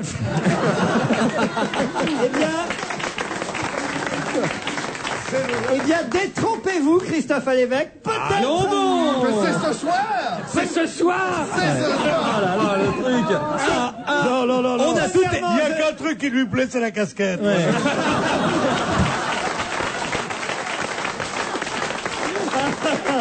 Vous êtes bête. C'est le côté Gavroche qui lui plaît. Mais c'est ce soir. Franchement, là, je dois dire que... Ah, c'est vraiment, on a tout essayé, hein. Non, mais écoutez, il y a des fois, on peut quand même être séduit, quoi. Enfin, ça vous arrive jamais, vous, D'être séduit, moi, jamais. Écoute, c'est bien simple. Si tu fais ça, je fais dans l'autre sens. Écoute, c'est pas la peine de parler pour tout ce qu'on va couper. Oui. Alors, c'est maintenant les informations, je pense, non? Il a raison, on se retrouve après le flash de 17h. À tout de suite. Assurément, les riches et les pauvres ne vivent pas sur la même planète. Dans le nouveau livre de Jean-Louis Fournier, Les mots des riches, les mots des pauvres, Madame Nouveau-Riche remarque que ce sont plus souvent les pauvres qui utilisent les marteaux-piqueurs. Ce sont aussi plus souvent les pauvres qui habitent près des aéroports. Elle en conclut que les pauvres aiment le bruit. Mais pourquoi dit-on toujours pauvre con? Jamais riche con. Retrouvez Monsieur et Madame Riche et Monsieur et Madame Pauvre dans Les mots des riches, les mots des pauvres de Jean-Louis Fournier aux éditions Anne Carrière. Et vous voulez changer de sonnerie? Téléchargez Je saigne sur votre téléphone mobile. Envoyez un SMS avec le mot-clé Je au 8 10 10 et recevez la sonnerie Je saigne sur votre mobile. Tapez le mot-clé Je, J-E, et envoyez votre SMS au 8 10 10. 1 euro par envoi, plus coût d'un SMS. Tu vois, fiston, un jour, tout ça, ce sera à toi. Le terrain, la scierie et surtout ma Renault 4L fourgon de 1963. Tu sais, la 4L se transmet dans l'entreprise familiale de père en fils depuis 2 générations. C'est une tradition. On a toujours du mal à changer d'utilitaire. Enfin, pendant les jours utiles Renault, du 2 au 28 février, Renault Kangoo Express est à partir de 8 400 € hors taxe, soit une remise de 1 500 €. De toute façon, il fallait bien la changer un jour. Renault véhicule utilitaire. On gagne toujours à travailler avec le numéro 1. Le but de la vie, c'est le bonheur. Mais savez-vous quand et pourquoi vous êtes heureux? Les éditions Robert Laffont présentent Vivre. Vivre, c'est l'un des grands classiques de la psychologie. Dans Vivre, pour la première fois, grâce à une méthode originale, la question du bonheur est étudiée scientifiquement et reçoit une réponse concrète. Vivre, de Mihai Csikszentmihalyi, salué par la critique, présent dans toutes les listes des meilleures ventes, une étude révolutionnaire sur le bonheur et les moyens de l'atteindre. Un livre aux éditions Robert Laffont. Europe 1, il est 17h. Les informations présentées par Astrid Barr. Une institutrice du Pas-de-Calais est relaxée. Elle était accusée de maltraitance contre plusieurs enfants. Les parents avaient porté plainte. Cette femme enseignait depuis 22 ans dans une maternelle dans le sud de Béthune. Elle a été mise à pied par l'Éducation nationale suite aux plaintes de 6 familles. Ces familles dénonçaient des violences et des humiliations collectives. L'institutrice aurait mis une corde autour du cou d'un enfant. Elle aurait accroché au porte-manteau plusieurs élèves. L'institutrice, qui a toujours nié les faits, était soutenue par de nombreux enseignants et d'autres parents d'élèves. Elle affirme avoir été victime d'affabulation de la part des enfants. Le procureur avait requis la relaxe. Il a tenu compte des nombreux témoignages de soutien. Certaines accusations étaient par ailleurs absolument irréalisables. La Commission européenne se félicite et se réjouit du feu vert de l'Allemagne pour une baisse de la TVA dans la restauration à partir de 2006. Mais la Commission rappelle tout de même que les autres pays européens ont leur mot à dire sur le sujet. La décision finale doit être prise à l'unanimité. André Daguin, le président de l'Union des métiers de l'hôtellerie, s'engage lui à augmenter les salaires des employés du secteur et à embaucher s'il y a bien une baisse de la TVA en France. Une dizaine de laiteries sont toujours bloquées dans l'ouest de la France, notamment dans le Morbihan, l'Ille-et-Vilaine, la Vendée et le Maine-et-Loire. Ce sont les producteurs de lait qui organisent les blocages.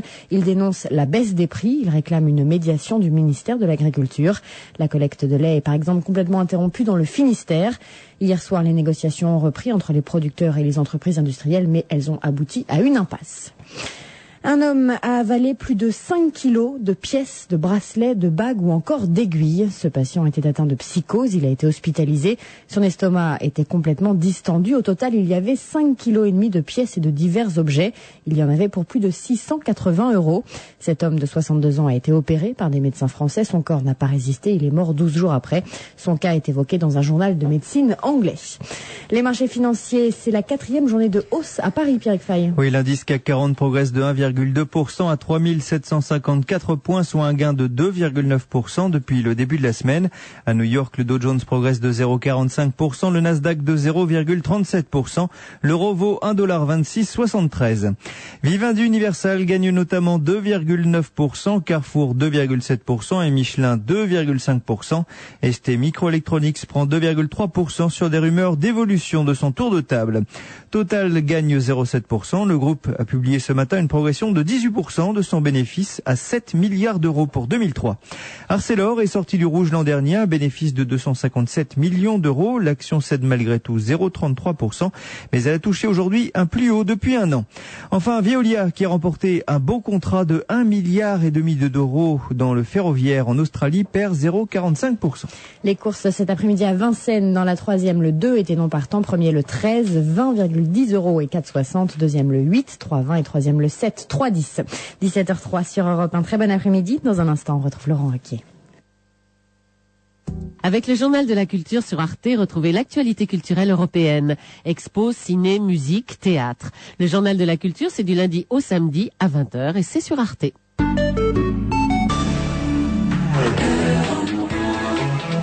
On va se gêner jusqu'à 18h. C'est la 2e heure. Toujours avec Pierre Bénichou, Bernard Hébé, Christophe Alévèque, Philippe Vandel, Marianne Sergent. Et notre invité spécial aujourd'hui, on pourrait lui demander son prénom à cette demoiselle qui nous trouble depuis 1 heure, il faut bien le dire. Ah, quand même, c'est pas son prénom. Delphine. Delphine. 06 11 24 28. Delphine, voilà. Et parce qu'elle a pu vieillir en 1 heure. Ah non, Delphine est fantastique parce qu'elle nous a motivés aujourd'hui. C'est vrai. Voilà, il faut le dire, c'est très agréable. Enfin, moi, je suis marié, mais... Qu'est-ce qu'il y a, Pierre? Non, parce que je lui dis de baisser sa jupe parce que vous la gênez à la regarder comme ça. On peut reprendre l'actualité? Oui. La revue de presse des hebdomadaires? Oui, si on veut. Et dans VSD, il y a quelque chose d'intéressant sur les vrais noms des animateurs télé. Ah, vous allez essayer de jouer. Alors, par exemple, qui est Marc Tellen? Carl Zéro. Gagné. Bravo Philippe Vandel. Qui est Olivier Lesgourg? Olivier Mine? Non. Olivier Oh, il n'est pas très connu, mais il fait une émission sur M6. Comment il s'appelle? Mac Lesguy. Ah oui, vachement connu, Olivier Mac. Il est vraiment connu, ouais. Oh, vous connaissez peut-être mieux Vincent Rouille. Vincent Lagaffe. Vincent Lagaffe, bravo Vandel. Il s'appelait Vincent, je connais. Frédéric Courbet. Merde, Lucien? Non, c'est une fille. Julien Courbet, exact. Patrick Bouteau, lui, est assez connu. Patrick Bouteau? Non. Patrick Sébastien. Oui. Ah oui, c'est le prénom de son fils. Ronan Lepers. Ah, Julien Lepers. Julien. Évidemment. Ouais. 4 à la suite. Michel Felchou. Field. Michel Field, gagné. Neza Boubekri. Ness, gagné. Qu'est-ce que j'ai d'autre en magasin? Bernard Berger de la Villardière. Il a enlevé juste Berger, lui. Nagui, non?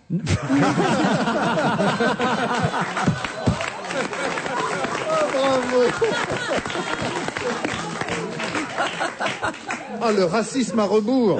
Et on s'aperçoit finalement que peu ont gardé Bruno Lassalle. Bruno Solo, gagné. Yvan Le Bolloc, c'est son vrai nom. Jean-Claude Jouot. Mais leurs pseudonymes sont aussi inconnus que leur vrai nom. Ah non, Jean-Claude Jouot, vous le connaissez très bien, Jean-Claude Jouot. Vous aimez bien ses émissions à Jean-Claude Jouot? Olivier Mazerolle. Non.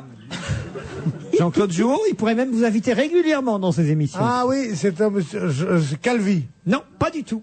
Jean-Claude Jouot, vous aimez les chansons qu'il y a dans son émission? Pascal Sevran. C'est Pascal Sevran, exactement, Jean-Claude Jouot. Mais quel est l'intérêt? De quoi? Jean-Claude Jouot, ça paraît équivalent à Pascal Sevran. Ou alors on veut pas dire à sa famille. Non, parce que Pascal Sevran, c'est plus connu à la télé.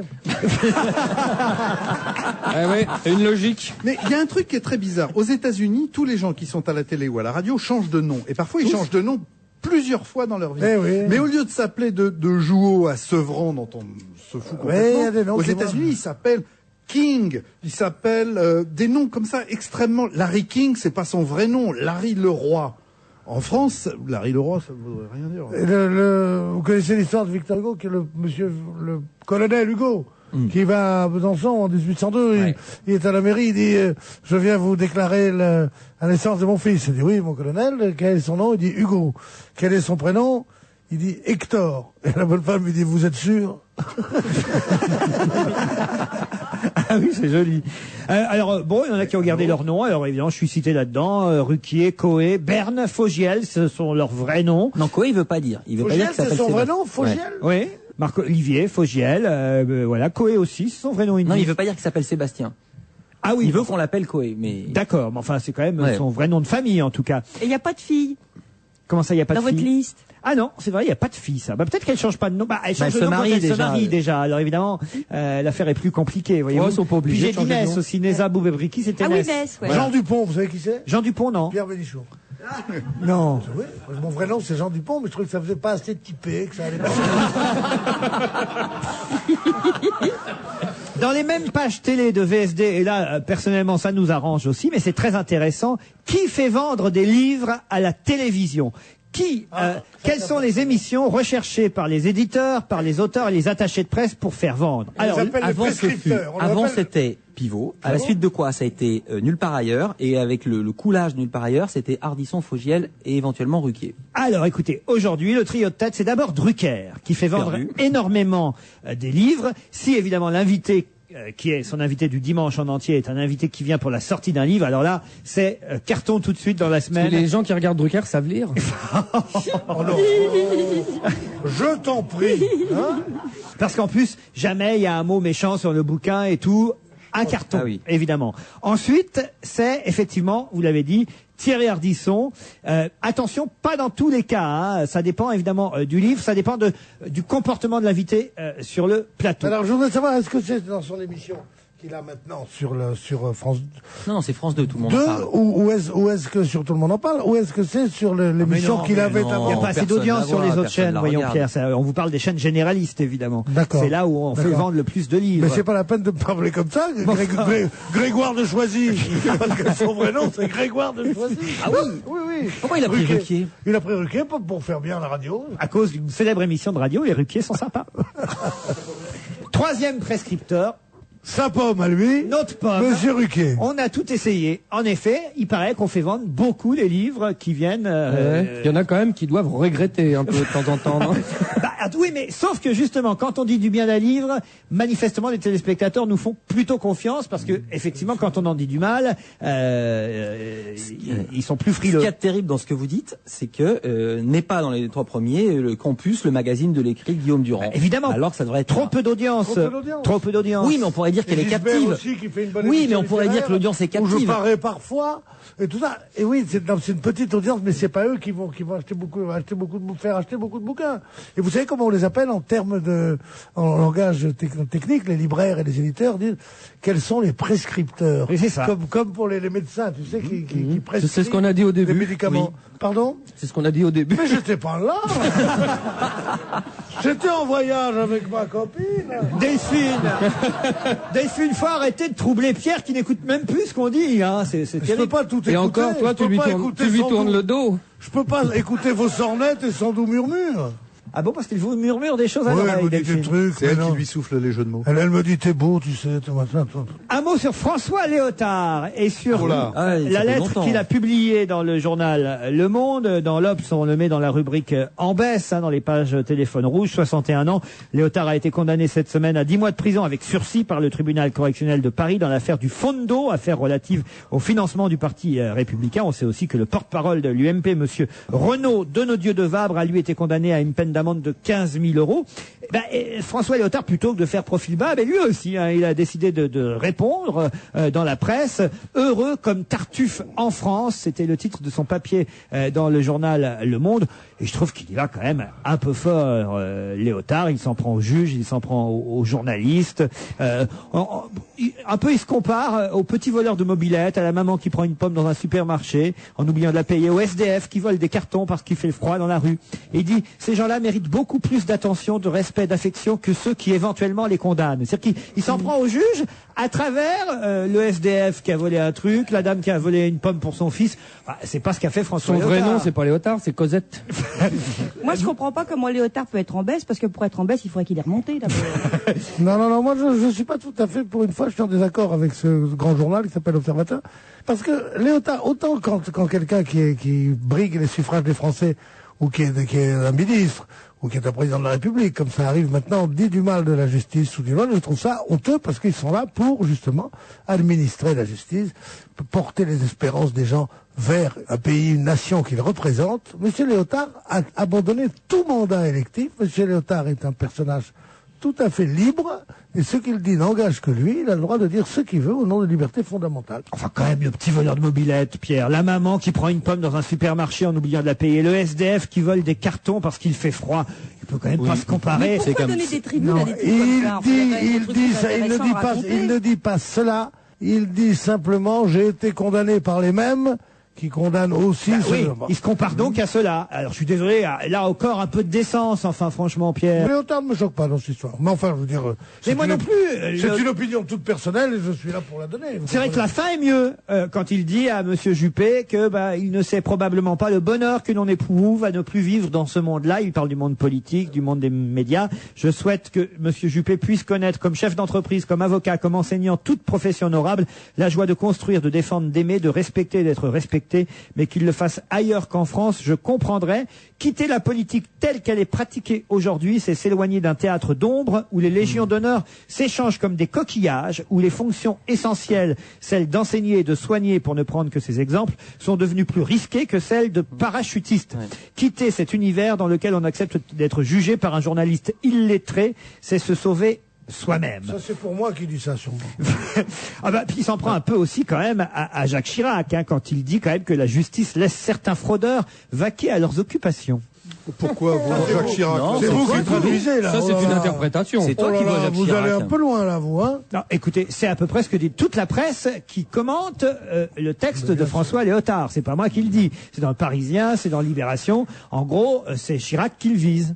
Oui, non, mais enfin, Chirac est visé dans tous les papiers en ce moment, que ce soit pour Juppé, que ce soit pour Léotard, pour tout le monde. C'est vrai, c'est lui qui était à la tête du RPR, c'est eux qui ont le plus profité de l'histoire qui va sortir maintenant des lycées et des collèges dans l'Île-de-France, qui est un scandale au moins aussi important que celui de la ville de Paris, peut-être même plus, parce que, comme tout un chacun le sait, quand dans le bâtiment on corrompt la personne qui est le donneur d'ordre, du coup, on ne peut plus vérifier comment ça a été construit. Et donc, les lycées, si on avait dit qu'on faisait une dalle de 17 cm d'épaisseur, on la fait plus que de 14. Et si un jour elle s'écroule, c'est nos mômes qui sont dans les lycées. Et on ne peut pas aller parce que le type qui construit, il dit, attendez, vous n'allez pas venir m'emmerder avec 3 cm alors que je vous ai donné tant. C'est là où c'est très très grave. Ça a commencé avec le CES Pailleron. Donc, un ministre de l'Éducation nationale, M. André Marie, dont on a beaucoup dit qu'il était corrompu. C'était les CES qui brûlaient? Oui. Bien sûr, c'est les CES qui brûlaient. Ils les ont construits avec des planches de mer. Et ça, c'est exactement la même histoire qui va se passer. Et Roussin est inculpé, va être entendu, mais va sans doute balancer aussi, parce que lui aussi dépendait de Chirac. Et aujourd'hui, ce qui se passe, et c'est pour ça. Plus courageux de tous. Voilà, là où aujourd'hui tout le monde ronge son frein, on n'a pas le droit, puisque Chirac s'est fait un bouclier en téflon avec la mesure qui est prise comme quoi on ne peut pas inculper le chef de l'État, mais tout le monde dit ouais quand même c'était lui qui était le patron, alors comment on va faire? Oui, donc on tape bien, tous azimuts. Oui mais la politique ça c'est limite, vous dansez mademoiselle? Non. Je vous propose de la musique pour danser. Voilà. Oui. Et alors je vais vous dire. Place à la danse. Oui. La chanson que j'ai choisie, elle fait pas les slows. La chanson que j'ai choisie, elle est parfaite. Vous allez pouvoir appeler Delphine ma lycéenne. Il se trouve que Philippe Châtel sort un best-of de tous ses plus grands succès. On connaît hélas aujourd'hui Philippe Châtel uniquement pour Émilie Joly. On a oublié les premières chansons de Philippe Châtel, chanteur. Voilà pourquoi ce best-of sort. Et moi, il y a de très jolies chansons que j'aime sur ce best-of, particulièrement cette lycéenne. Écoutez.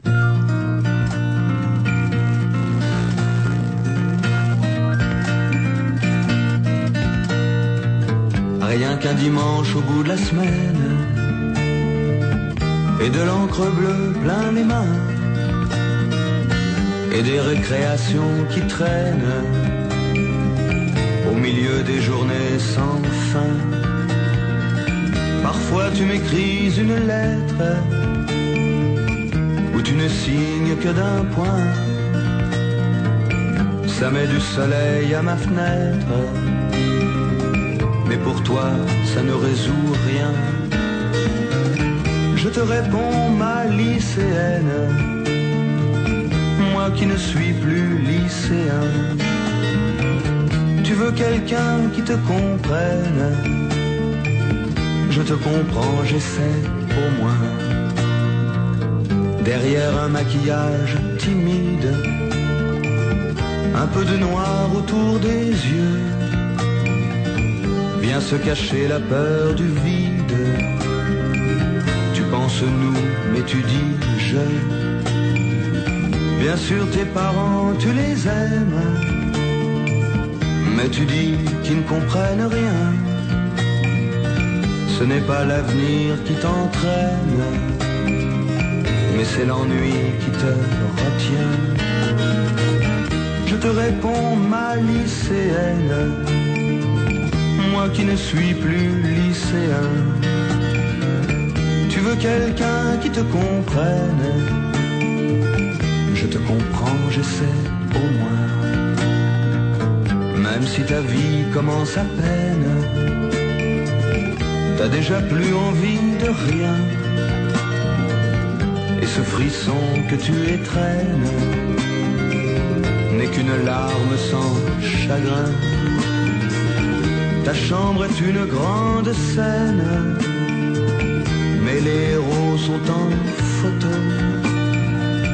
Et la voix qui te dit je t'aime n'est qu'une chanson à la radio. Je te réponds, ma lycéenne, moi qui ne suis plus lycéen. Tu veux quelqu'un qui te comprenne. Je te comprends, je sais au moins. Dans tous les disques et tous les livres qui sont le décor de tes nuits, tu cherches une raison de vivre, comme un écho à ton ennui. Je n'ai de toi que quelques lignes, quelques mots écrits à la main, mais à mon tour je te fais signe, même si tu m'oublies demain. Je te réponds, ma lycéenne, moi qui ne suis plus lycéen. Tu veux quelqu'un qui te comprenne. Je te comprends, j'essaie au moins.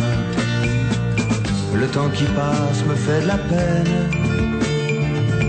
mais il nous sépare déjà. Mais tes angoisses et puis les miennes viennent à se ressembler parfois. Je te réponds, ma lycéenne, j'aimerais être lycéen. Je veux quelqu'un qui me comprenne. Si c'était toi, ce serait bien. Un extrait du best-of de Philippe Châtel qui vient de sortir. C'est une jolie chanson, ça, hein, oui. ma lycéenne. Qu'est-ce qu'on aimait ça, moi, Ah oui, que ça m'a excité. Non, mais c'est vrai. Bah, j'étais au lycée, moi, à cette époque-là, j'imagine, ou étudiant, peut-être. Peut-être étudiant déjà, quand même. Hein. Et Delphine n'était pas arrivée encore. C'est la star de l'émission, c'est une star académie. Vous savez chanter? À part être jolie, qu'est-ce que vous savez faire? Eh ben, voilà un d'éliminé. Ah oui, oui. Ici, c'est la Gouja Academy. Tous les trucs les pires. Allez, on va dans Le Point. Et là, Le Point fait fort. L'hebdomadaire sort en exclusivité le premier ou le dernier plaidoyer de Papon et la première interview de Papon depuis sa condamnation. Il sort de son silence, Maurice Papon. C'est Denis de Montpion qui l'interroge pour le journal. De Montpion dans Quel le est point. son vrai nom? Non mais attends, c'est extraordinaire quand même. De Montpion dans le point. Et il a accordé en tout cas Papon un entretien à ce journaliste et c'est assez intéressant parce qu'on sait qu'aujourd'hui Papon ne renonce pas à ce qu'il soit blanchi par la justice. Donc il parle parle dans Le Point cette semaine. Je vous donne quelques extraits, puis peut-être vous allez pouvoir vous livrer quelques commentaires sur ce que dit Papon. Bon, ça, c'est pas très intéressant, la première interview. Premier extrait de l'interview. Quand j'étais jeune, je jouais au football, dit Papon. J'étais gardien de but, à croire que c'était dans mon destin, puisque j'ai fini dans l'administration comme préfet de police. Je gardais les buts de la République. Bon, Ils avaient des maillots rayés. Ça, c'est pas très bon. La Cour européenne des droits de l'homme a condamné la France au motif que j'avais fait l'objet d'un procès inéquitable. Là, c'est plus intéressant. En logique juridique, l'arrêt de la Cour d'assises de Bordeaux cesse donc d'être définitif, point à la ligne. Il veut que la justice française suive l'avis de la justice européenne. Ça. Ce mec est une crapule. Ah oui. Ça suffit. Ce perpétuel déni de ce qui a existé. Jamais le moindre remords. Jamais de « Oh, j'aurais pu... » C'est une crapule. Alors, il s'explique là-dessus. Ça suffit. Mais Papon, c'est pas son vrai nom. Son vrai nom, c'est Heinrich Himmler. Je ne veux pas me faire l'avocat de Papon ici, Dieu sait, mais je suis obligé de lire ce qu'il dit pour répondre justement à ce genre de... L'avocat de Papon doit être bien payé. Hein. Je ne me suis jamais trouvé dans la position d'engendrer un événement qui porte au remords, dit-il. Je ne vois pas dès lors pourquoi j'en exprimerais. À une échelle moindre, exprimer des regrets serait un aveu, dit-il. Et il poursuit en disant « Se vautrer dans la repentance, ce n'est pas bon pour la cohérence nationale, pour l'héritage indivisible qu'on reçoit de nos anciens. La repentance implique la culpabilité, et la culpabilité par elle-même, c'est un facteur de déclin. » Ça, c'est nouveau quand même, hein. Il s'est jamais expliqué là-dessus. C'est ce qu'on disait, c'est ce que disaient les Allemands à Nuremberg. Ils disaient, ah, mais j'ai jamais fait qu'obéir aux ordres, je n'étais qu'un bon soldat. Lui dit, ah, ben, moi, je n'ai jamais fait qu'obéir à l'État français, c'est pas moi, c'est l'État qui m'a dit, moi, j'étais préfet, je respectais les règles. C'est une crapule, il faut qu'il crève au fond, là-bas. Mais pourquoi on continue à donner des tribunes à ces types-là? C'est ça aussi qui est puis en la part des journalistes aussi, il y a quelque chose à te faire, là, à dire là-dessus. Pourquoi on va donner des tribunes à ces mecs-là? On ne devrait plus entendre parler d'un mec comme ça. Il est suffisamment pourri, il est pas mort, il est en prison, il est vieux, bon. On va il n'est pas en prison. Il n'est plus en prison. Il est plus en prison, mais il est chez lui, il est encore procédurier, etc., etc. Mais je trouve que c'est scandaleux de continuer à donner. Aboyer à la fin en disant non, non, c'est pas moi, non, non, jusqu'au bout. Mais laissons-le croupir, nous nous intéressons plus à lui. Même, alors dernier argument, les jurés ont été manipulés. Faire juger une affaire aussi complexe et dramatique par des gens qui étaient éloignés des événements de 2 générations est invraisemblable. Voilà ce qu'il dit. C'est comme si on avait jugé l'affaire Dreyfus en 1968. Mais éloigné de 2 générations parce qu'il en reste. Et s'il y avait que lui, tout le monde serait mort. Il y aurait plus de génération pour en parler, quoi. Donc non, faut pas lui donner. C'est honteux de dire ça parce que si on avait jugé l'affaire Dreyfus en 1968, il est bien évident que Dreyfus serait pas allé à l'île du diable. Donc la justice, pour moi, a fait des progrès. Et que Papon, s'il avait été jugé en 1943 par un tribunal de Vichy et qu'il a un coupable présumé comme lui, aurait été immédiatement fusillé.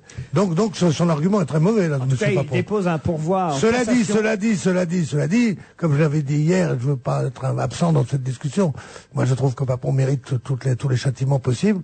Je trouve que à 85 ans, 93, à 93 ans, un type comme ça, qui a fini sa vie maintenant, il dirait d'une fois j'ai été fou, mea culpa, je ne savais pas l'horreur que je commettais, nous avons été 50 préfets à faire la même chose, ayez pitié de moi, je suis un salopard, ne me tuez pas, je veux pas aller en prison, je laisserai mourir chez lui. Mais la chose qui rend fou, c'est qu'il argumente de cette façon en disant c'est pas le jour, ce jour-là j'étais là-bas, les ordres que j'ai reçus, vous n'avez pas vu, le document n'est pas celui-là, qui continue à donner de la véracité à la légalité aux ignominies qu'il a commise, qu'il n'a pas été seul à commettre, Dieu sait, ben je trouve que ça, c'est absolument n'oublions jamais que 2 jours... C'est un scoop du Point, une exclusivité que cette interview... oui, mais ce genre de scoop, moi, j'aime pas trop, moi. Non. N'oublions jamais aussi que 2 jours avant son procès, il s'était tiré en Suisse, quand même. Il s'est échappé. C'est vrai qu'on l'avait retrouvé dans une gare, là-bas. Non, dans un relais château. Dans un relais château, ils l'ont trouvé là-bas. C'était une ordure, il reste une ordure. Voilà, un relais château, pas un relais château, je m'en fous. C'est pas parce que c'est peut-être un salaud, il est pas pauvre. Oui, bien mais sûr. Un relais château avec une étoile seulement. Oui, mais jaune. Allô Jospin, ici Giroud. Stupéfaction, nous dit le Nouvel Observateur, de François Patria, tête de liste de la gauche aux élections régionales en Bourgogne et ancien ministre de Lionel Jospin. Jospin est allé déjeuner avec lui à Dijon pour le soutenir pour la campagne des régionales. Et à un moment donné, de qui a reçu... vous le savez sûrement, c'est dans l'Obs. De Giroud. De Giroud. C'était le titre, vous venez de le lire. Ah bon? Vous avez dit, arrêtez. Vous avez commencé comme ça. Allô Jospin, ici Giroud. Donc à moins d'être pour voir si vous suiviez.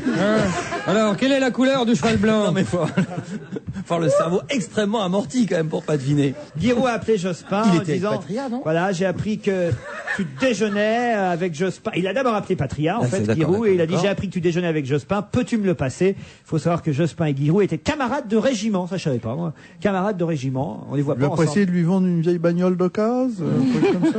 Alors, je sais Il y a pas. une affaire. Ah, je te dire, en tout cas, pour motiver une équipe, faut mieux Giroud que Jospin, hein.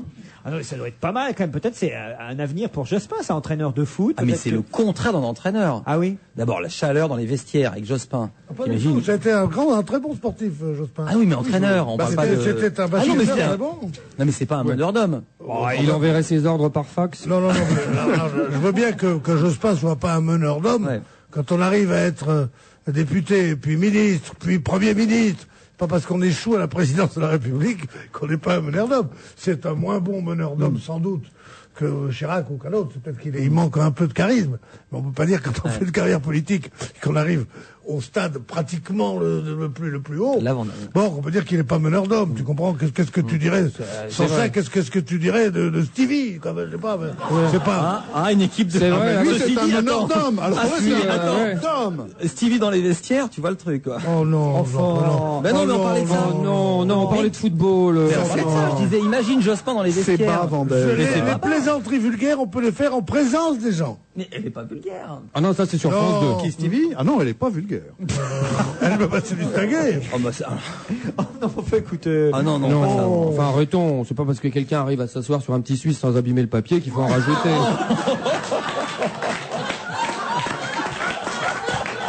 C'est pas vrai. Et après on me dit, non mais c'est pas possible. Oh non, cette assemblée. Elle est très belle. Non, arrêtez, arrêtez. mais vous avez le prénom du petit Suisse? Arrêtons de parler de la Suisse. Les gorilles du zoo de Moscou auront bientôt la télévision. Les primates en captivité auront droit à des vidéos sur la vie des singes sauvages. C'est Mais ils n'ont pas envie. Il y a que les hommes qui aiment voir la vie des singes. Eux, ils voudraient voir la vie des hommes. C'est le directeur du zoo qui estime que ces programmes vont stimuler le développement intellectuel de ces gorilles. Nous voulons qu'ils passent plus de temps à réfléchir et moins de temps à se fourrer les doigts dans le nez. A dit Vladimir Spitsin, le directeur du zoo.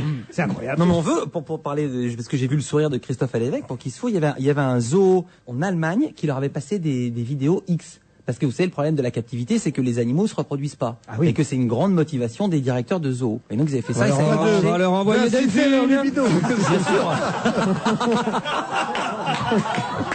Non mais c'est pas possible. Non. On avait déjà un vieil ours. Si Delphine pouvait faire une petite tournée des zoos. C'est vraiment pour rendre service aux gorilles, quoi. Pas besoin d'entrer dans la cage. Juste passer. Oui. Ah, c'est tout. Hein? C'est moi, Gavroche. Et là, tout de suite, les gorilles. Peu. Dans le Vous contrat. voyez l'effet que ça fait ici, par exemple. On va tous rentrer ce soir à la maison et voilà. Si on rentre. Si on rentre. Ouais, parce que- bah, moi, je rentre pas. Hein. Ouais, moi non plus. Enfin voilà, ils sont curieux les directeurs de zoo quand même. Je me demande quand même si à un moment ça ne travaille pas sur leur non. Mais lui, il peut trouver une deuxième place après. On peut le mettre comme directeur d'une chaîne de télé. Il fera la même chose, c'est bien. Alors, En tout cas, peut-être qu'ils continueront à se mettre les doigts dans le nez en regardant la télé, comme normal. oui, c'est vrai que ça va pas vraiment. On va pas Ah, c'est rapport. beau, ça. Vous mettez les doigts dans le nez vous de temps en temps. Bien sûr, comme tout le monde. Au feu rouge. C'est pas beau, hein. Non, mais on fait ça discrètement. C'est pas des choses. On est pris quand on est pris en flagrant délit, c'est une horreur ça. Ah, Surtout dans les embouteillages, on en voit souvent des gens qui se décrottent le nez, comme ça on peut leur présenter. Moi, je le fais jamais dans les embouteillages parce que j'ai toujours peur que la voiture de derrière, poum, et que j'ai le doigt qui ressort. C'est vrai. Touche l'œil. Ah, ouais. Ah ça, je vous jure, j'y pense toujours. Je le fais jamais à l'arrêt. Ah oui, Enfin, à ça. l'arrêt. Ouais. Ah oui, parce que là, le doigt pourrait aller beaucoup plus loin. Oh non. Mais enfin, mais cessons. Non mais. C'est pas fait exprès, je vous jure. Non, je veux dire, Pas fait exprès, c'est ce qu'on dit, ça. Hein. quand la voiture est immobilisée, voulais-je dire, je ne le fais pas parce que j'ai vraiment peur que si on vous rentre dans le Oui, dans le derrière. L'arrière de la la voiture. Dans le pare-choc arrière, eh bien là, d'un seul coup, le doigt peut... Non mais c'est très dangereux. hein. Ah non, elle est grosse cette crotte. Ah non, c'est de mon œil. Ah, pardon. Moi, je peux pas le faire parce que j'ai un téléphone dans une main, un verre dans l'autre. Alors. Et la moto entre les jambes. Une autre histoire incroyable découverte dans le Courrier International. Un homme qui a été mordu par un requin. Vous avez peut-être vu ça, près de Sydney. Il s'appelle Luke Tresgoglavic. Il a nagé sur 300 mètres avant de remonter jusqu'à sa voiture, de gagner le club de surf le plus proche, le requin toujours accroché à sa jambe. L'animal a fini par rendre l'âme.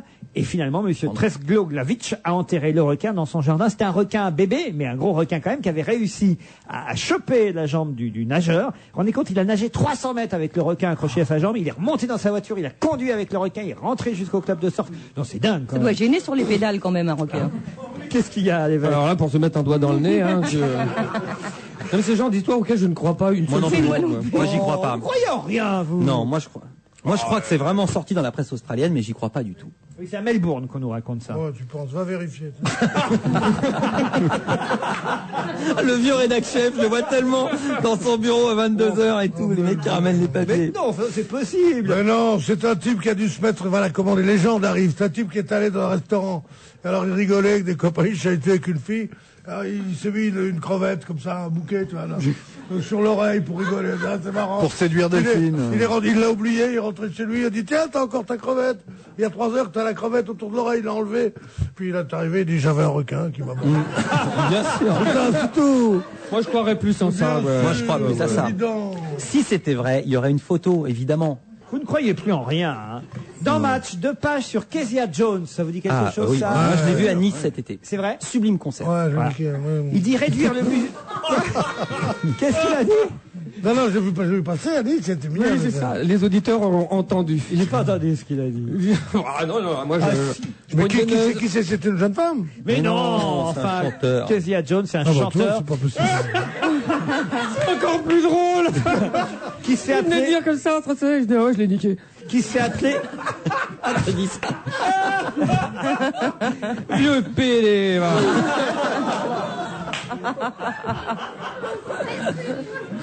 ce chanteur Kezia Jones, je vous rappelle Paris Match, se fait appeler Olufemi Sanaïolu maintenant, parce que je crois qu'il s'est C'est plus court. Faut qu'il arrête, il lui, s'est la moquette. Il s'est converti, en fait, voilà. C'est très bon, hein, ce qu'il fait. Alors, il déclare, c'est assez intéressant, il déclare « Réduire le musicien black à une bête de sexe, c'est très américain. Nous ne sommes pas que du sexe, même si chez nous, la sexualité est plus naturelle que dans la culture occidentale. » Voilà ce qu'il dit.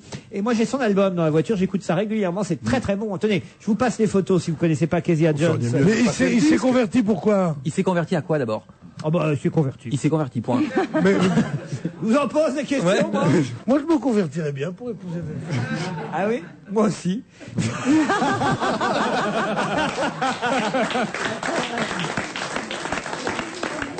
Avez-vous une religion préférée, Delphine? Avec un peu de chance, elle a bien un frère.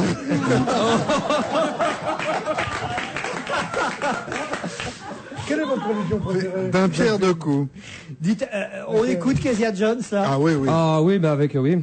Quoi? On a déjà... Oh, bah, si on continue à parler, c'est tellement bien qu'on parle. Eh, ensemble. d'accord, on a déjà passé un disque. Et si je veux en passer un deuxième? Oh, mais on peut... Vous vous rendez compte? On Quoi, c'est les employés de là-haut qui nous emmerdent? Exactement. Mais ils vont être virés. Ah non, mais on peut plus faire ce qu'on veut, alors. On n'est plus chez nous. Ah non, voilà, il est à peine même pas depuis un an, notre nouveau réalisateur, Jean-Luc Et Arnaz. maintenant, monsieur, vous avez déjà passé un disque. Non, mais attends, un disque à l'heure, c'est pas non plus énorme. Sous prétexte que sa fiancée est là, assise au premier rang depuis le début de l'émission. Ah non, c'est pas possible, ça. Non, non, c'est vrai, on a déjà passé un disque. Hein. Dans l'autre partie, plus tard, on aura Kezia dans la Jones. troisième heure. Parce que l'émission dure 3 heures. C'est pas une émission, c'est un marathon. Parce que là, on est dans la partie 4, pour tout vous dire, me souffle Jean-Luc Arnaz. Ah, la partie à 4. Intéressant. Alors, On va écouter... Le problème, c'est qu'on est 6 là. Lesquels partent? On va écouter... sans compter Delphine. Oh, arrêtez avec Delphine. Oh oui, elle va enfin. finir par s'en aller, elle est gênée, et puis ses parents sont peut-être là dans la salle. en Oh plus. ouais, elle a l'air vachement gênée, ouais.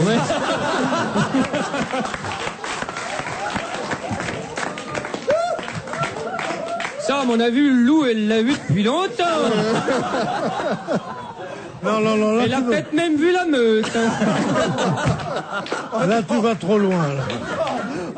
Comment après Mais non, mais on rigole. Comment Oh. après vous voulez que je dise aux auditeurs, inscrivez-vous auprès d'Olivier Dèche en appelant le 01 47 23 18 04. Inscrivez-vous, mais envoyez d'abord une photo. Non, mais elle se ferme de plus en plus, elle est comme une huître. Hein. C'est vraiment Delphine de Clerc maintenant. Oh, c'est votre côté Alain Belon qui ressort.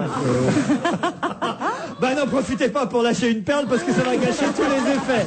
Allez, on se retrouve après la pub. Baisser les prix en France, Carrefour s'y emploie tous les jours. T'as entendu ça?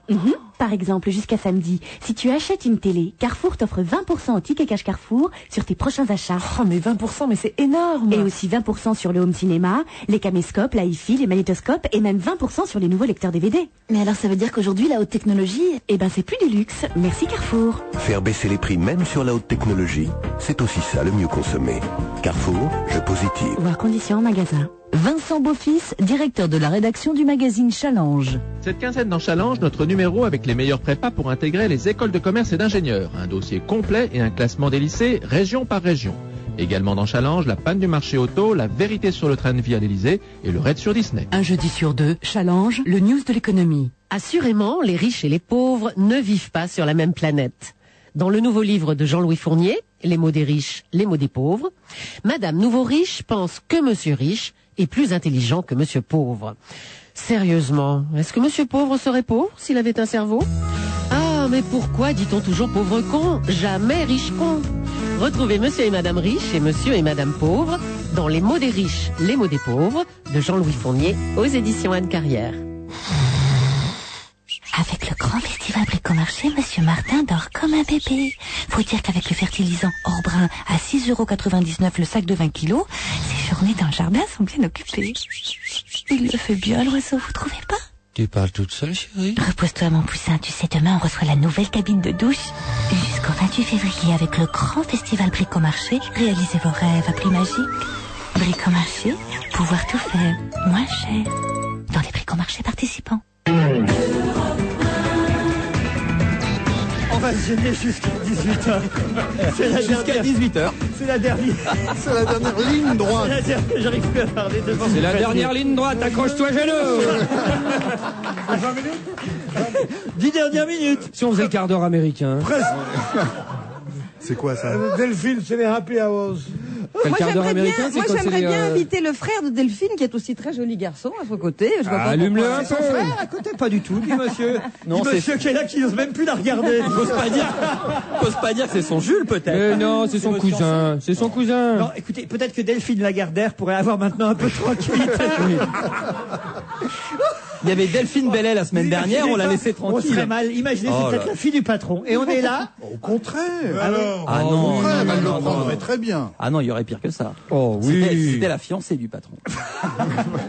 Allez, dans Le Point, on nous parle des boutiques à prix unique qui commencent à être lancées au Japon. Alors c'est que c'est la mode, c'était la mode. C'est un sketch de réserve, tout à 10 balles. Voilà, ben c'est ça. Alors la base, chez eux, c'est tout à 100 yens. Hein, Ah oui, évidemment, à 10 balles, ça n'a pas de sens. oui. Ah bah oui, c'était au Japon. Non mais ça fait un malheur. Les 100 yens shop, ça s'appelle. Qu'est-ce que, pardon, Il y en c'est a quoi 300 à Tokyo. On y trouve de tout. De la papeterie, c'est de la 100 ou vaisselle. 300? Il y a 300 magasins à Tokyo. Il y a 300 à 100 yens. Non, il y a À 100 300 yens. magasins. Parce que les 100 yens. 100 Alors yens, c'est à faut les 100 trouver, yens ou à non Tokyo? Je comprends pas. Non, c'est à 100 bornes. Combien c'est 100 yens? Alors 100 yens, c'est à peu près 0,80 centimes d'euros. D'accord. Qu'est-ce qu'on peut Ça acheter fait pour 5 ce prix-là balles. 5 Tout balles. à 5 francs. Qu'est-ce qu'on a thune. alors? Alors, de Une tout. canette de Du coca. linge de maison, de la petite épicerie, des cosmétiques, de la vaisselle, de la papeterie, tout est à 100 yens. Les Japonais qui au départ avaient peur que ce soit un peu de piètre qualité à cause du fait que le prix était bon marché, eh bien, se sont rendus compte que non, ils commencent à plébisciter ce genre de magasin. Alors, le leader de ces enseignes à 100 yens, 2400 magasins en tout, hein, dans le Japon, ou même le Dauphin, une autre enseigne, il y a 620 magasins, joue en fait sur les volumes, évidemment, des fournisseurs et supprime les intermédiaires en s'approvisionnant directement auprès des usines japonaises, coréennes ou chinoises.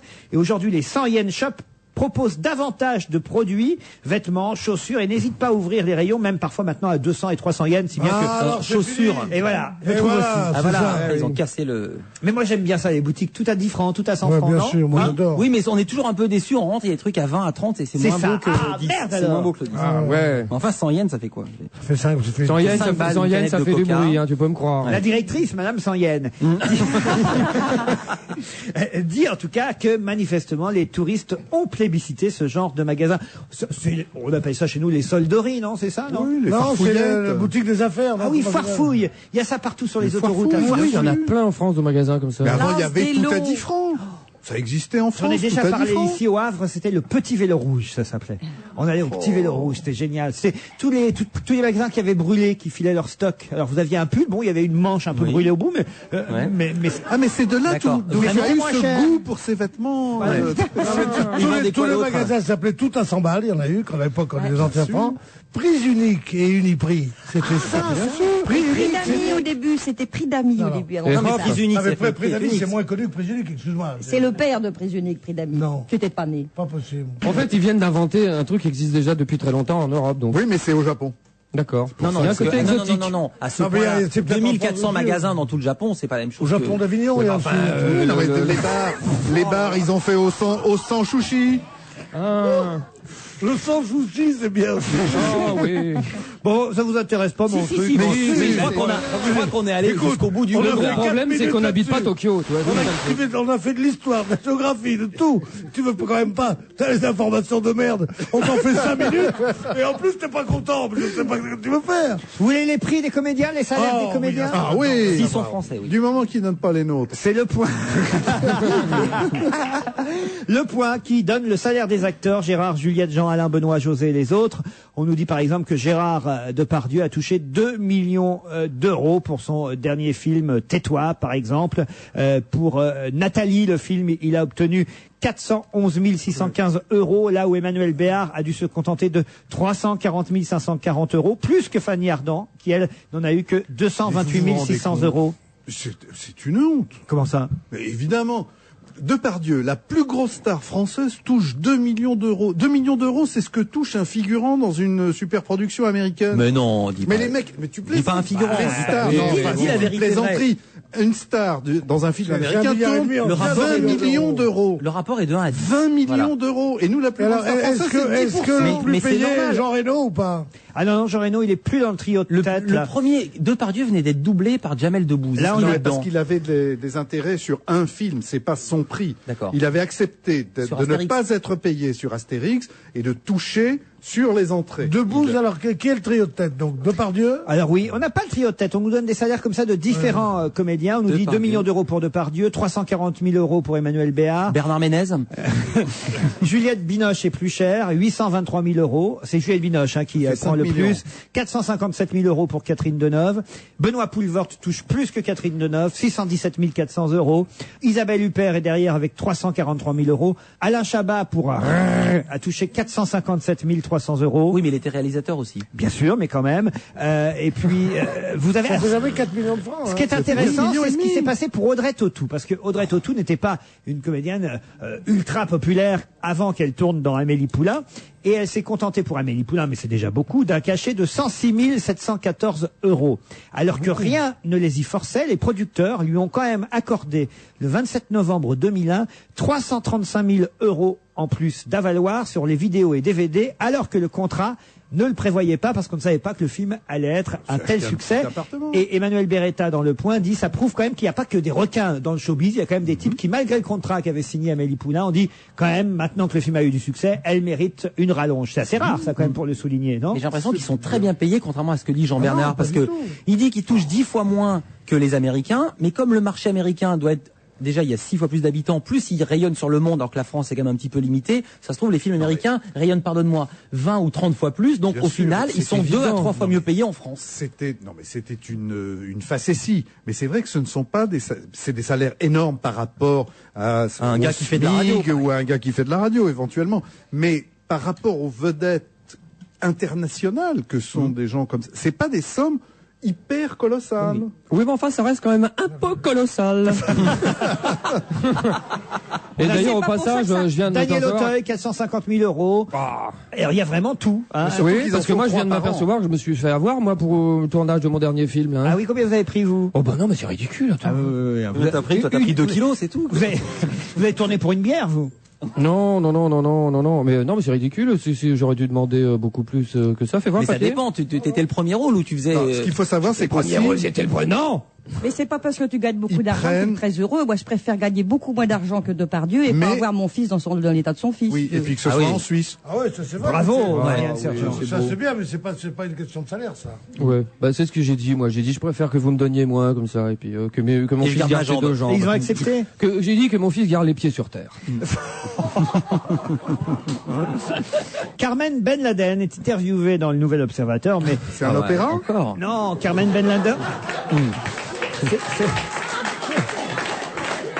C'est la C'est un belle-sœur. opéra boom. Ouais. C'est la belle-sœur occidentale qui vit en Suisse, tiens d'ailleurs Ouais. à Lausanne, de Dans Ben une- Laden. Dans une tour. Pourquoi pensez-vous qu'Oussama Ben Laden est toujours vivant? Bah parce qu'elle dit si Oussama était mort, la famille l'aurait annoncé, ne serait-ce que pour faire baisser la pression, dit-elle. Alors l'Obs ne commet pas la même erreur, ou plutôt la même, on va dire, comment on pourrait- Bourde. Non, c'est pas une bévue, Vandel. C'est vous qui l'avez écrit, la même, comment on peut dire, la même. Indiscrétion. Arrêtez, Il Delphine. frime pas de la même façon. Voilà, il que faut- les autres. Parce que l'Obs ne dit pas, c'est la première interview de la Et belle-sœur de Ben Laden. Tandis que vous avez noté, vous, Vandel, que le 29 janvier dernier, Emmanuel Chin, dans son émission Merci pour l'info, annonçait pour la première fois en direct sur un plateau de télévision la belle-sœur d'Oussama Ben Laden. Mais il se trouve que une semaine plus tôt, elle était déjà sur le plateau de Thierry Ardisson. Et vous expliquez? Mais Chin n'a pas menti, parce que Chin est un grand pro de la télé, et en fait, elle était sur le plateau d'Ardisson, mais Ardisson n'est pas en direct.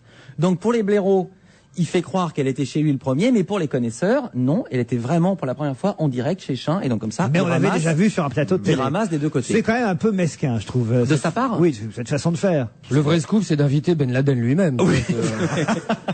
Oui, toute façon, des il est belles-sœurs. moins beau que sa belle-sœur. Le problème, Les c'est qu'il se belles-sœurs, il en rappelle a plus une où ils l'ont tripotée. caché. Alors, Non mais c'est des choses qu'on fait souvent. Alors genre pour la première fois, on joue avec les mots quoi. En fait, pour la première fois en Mais- direct. Mais alors, il s'était passé ça il y a 2 semaines, entre 2 magazines, entre Match et VSD, où chacun annonçait en une exclusivité, Carmen Ben Laden parle. C'est vrai. Et il était en exclusivité dans les 2 journaux. Avec Nouvel Obs, non, ne se vendent pas de choses qu'il fait pas. Exactement. Moi, pour la première fois, vous avez à l'antenne, en direct, le beau-frère de Marcel Landreau. De qui? Marcel Landreau. Son beau-frère. Ma sœur s'est mariée hier, et vous, la première fois, vous avez le beau-frère de Marcel Landreau en direct. C'est quand même un petit scoop, ça. C'est pas chez Manuel Chin que j'irai faire ça. Je le fais chez mes potes. moi. Dur d'être parent à la une du Nouvel Obs. Ah oui. Ah bah oui, c'est l'ère de l'enfant roi. On y revient. Et on nous parle surtout d'un monsieur que je connais pas, qui était un psy spécialiste des enfants, manifestement, Boris Cyrulnik, c'est ça, Pierre? Ah oui, Mais Boris oui, Cyrulnik, Cyrulnik, il c'est est un- extraordinaire. Ah, je connais pas. C'est un type très très très connu. Il a fait des best-sellers à 400, à 400 000, 500 000 exemplaires. C'est un type formidable. C'est le spécialiste de la résilience. Ouais, c'est vachement bien. C'est-à-dire, Et- c'est un éthologue et un psychanalyste très très très très connu dans son truc et qui a eu une histoire personnelle extravagante parce qu'il a été, ses parents l'ont caché dans une armoire ils ont été déportés et il a pu, je crois, il avait 4 ans et il a pu vivre tout seul sans personne, alors que d'habitude les animaux peuvent survivre et les enfants meurent pendant 12 jours, je crois, comme ça. Et après ça, il ne sait pas d'où. Il ne sait pas comment, il ne sait pas quelque chose, il a été dans les rues, dans les trucs, il a été pris d'une famille à l'autre, il ne sait pas quand il a appris à lire. Et de cette chose-là, il a fait un livre qui s'appelle Ce merveilleux malheur, et il dit à quel point on peut apprendre dans l'adversité. En gros, c'est ça. Et c'est devenu un spécialiste des animaux. Pourquoi? Parce qu'il a voulu savoir quelle était la différence entre les hommes et les animaux qui font que les animaux ont ce genre de comportement de façon De survie. habituelle, de survie, et que les hommes, lui, étaient une exception. Donc c'est un type absolument formidable. Même c'est une vedette de télévision, vous l'avez déjà vu. En tout cas, là, il publie donc un livre et il est interviewé dans l'Obs et il dit en gros qu'il faut déculpabiliser les parents, quoi, que faut arrêter. Ah oui, Il y en a marre de Ah tout oui, ça, il y en a marre. Surtout que les modes changent. Il y a des moments où on dit, tu as donné une gifle à ton fils quand il avait 4 ans, c'est pour ça qu'il a les pieds en dedans. C'est affreux. D'autres fois, on dit, les punitions corporelles, c'est très bien. D'autres fois, il dit, le père ne doit pas avoir trop d'autorité. Et après ça, on dit, c'est parce que le père n'a pas montré assez d'autorité que le fils... Il y en a marre. t'as vu mon spectacle, toi, Pierre?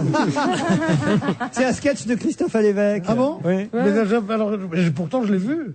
Mais tout est fait pour faire culpabiliser les parents. C'est quand même incroyable. Avec le nombre de bouquins que tu peux avoir, le nombre, c'est fou. Moi, je me suis toujours battu avec ma femme pour ça. Enfin, pas que pour ça. Devant les enfants, ça m'étonne pas. Évidemment, c'est dans l'adversité qu'ils apprennent.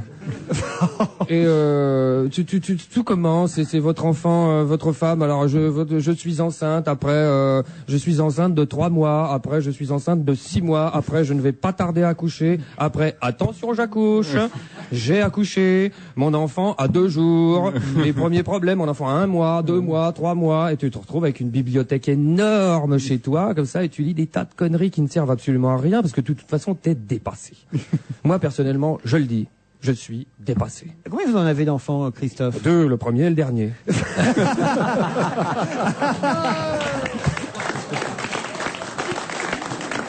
Cette émission touchant à sa fin, je crois qu'on pourra dire un peu comme Emmanuel Chin que c'est la première émission où on aura vu en direct sur un plateau Delphine. On peut le dire vraiment. Hein, on l'a pas. Alors les auditeurs l'ont pas assez vu, mais nous qui l'avons vu, c'est quand même quelque chose. Voilà, alors, on va dire au revoir à Delphine et je pense que maintenant, puisque c'est l'heure de partir, il faut demander à Delphine qu'elle fasse son choix. Je ne sais comment. Déjà, on pourrait lui demander d'entendre le son. Comment de sa ça, il y a voix. encore 10 minutes à le faire? Ah mais ils sont terribles là-haut. Mais on n'a qu'à passer un disque. Kezia Jones.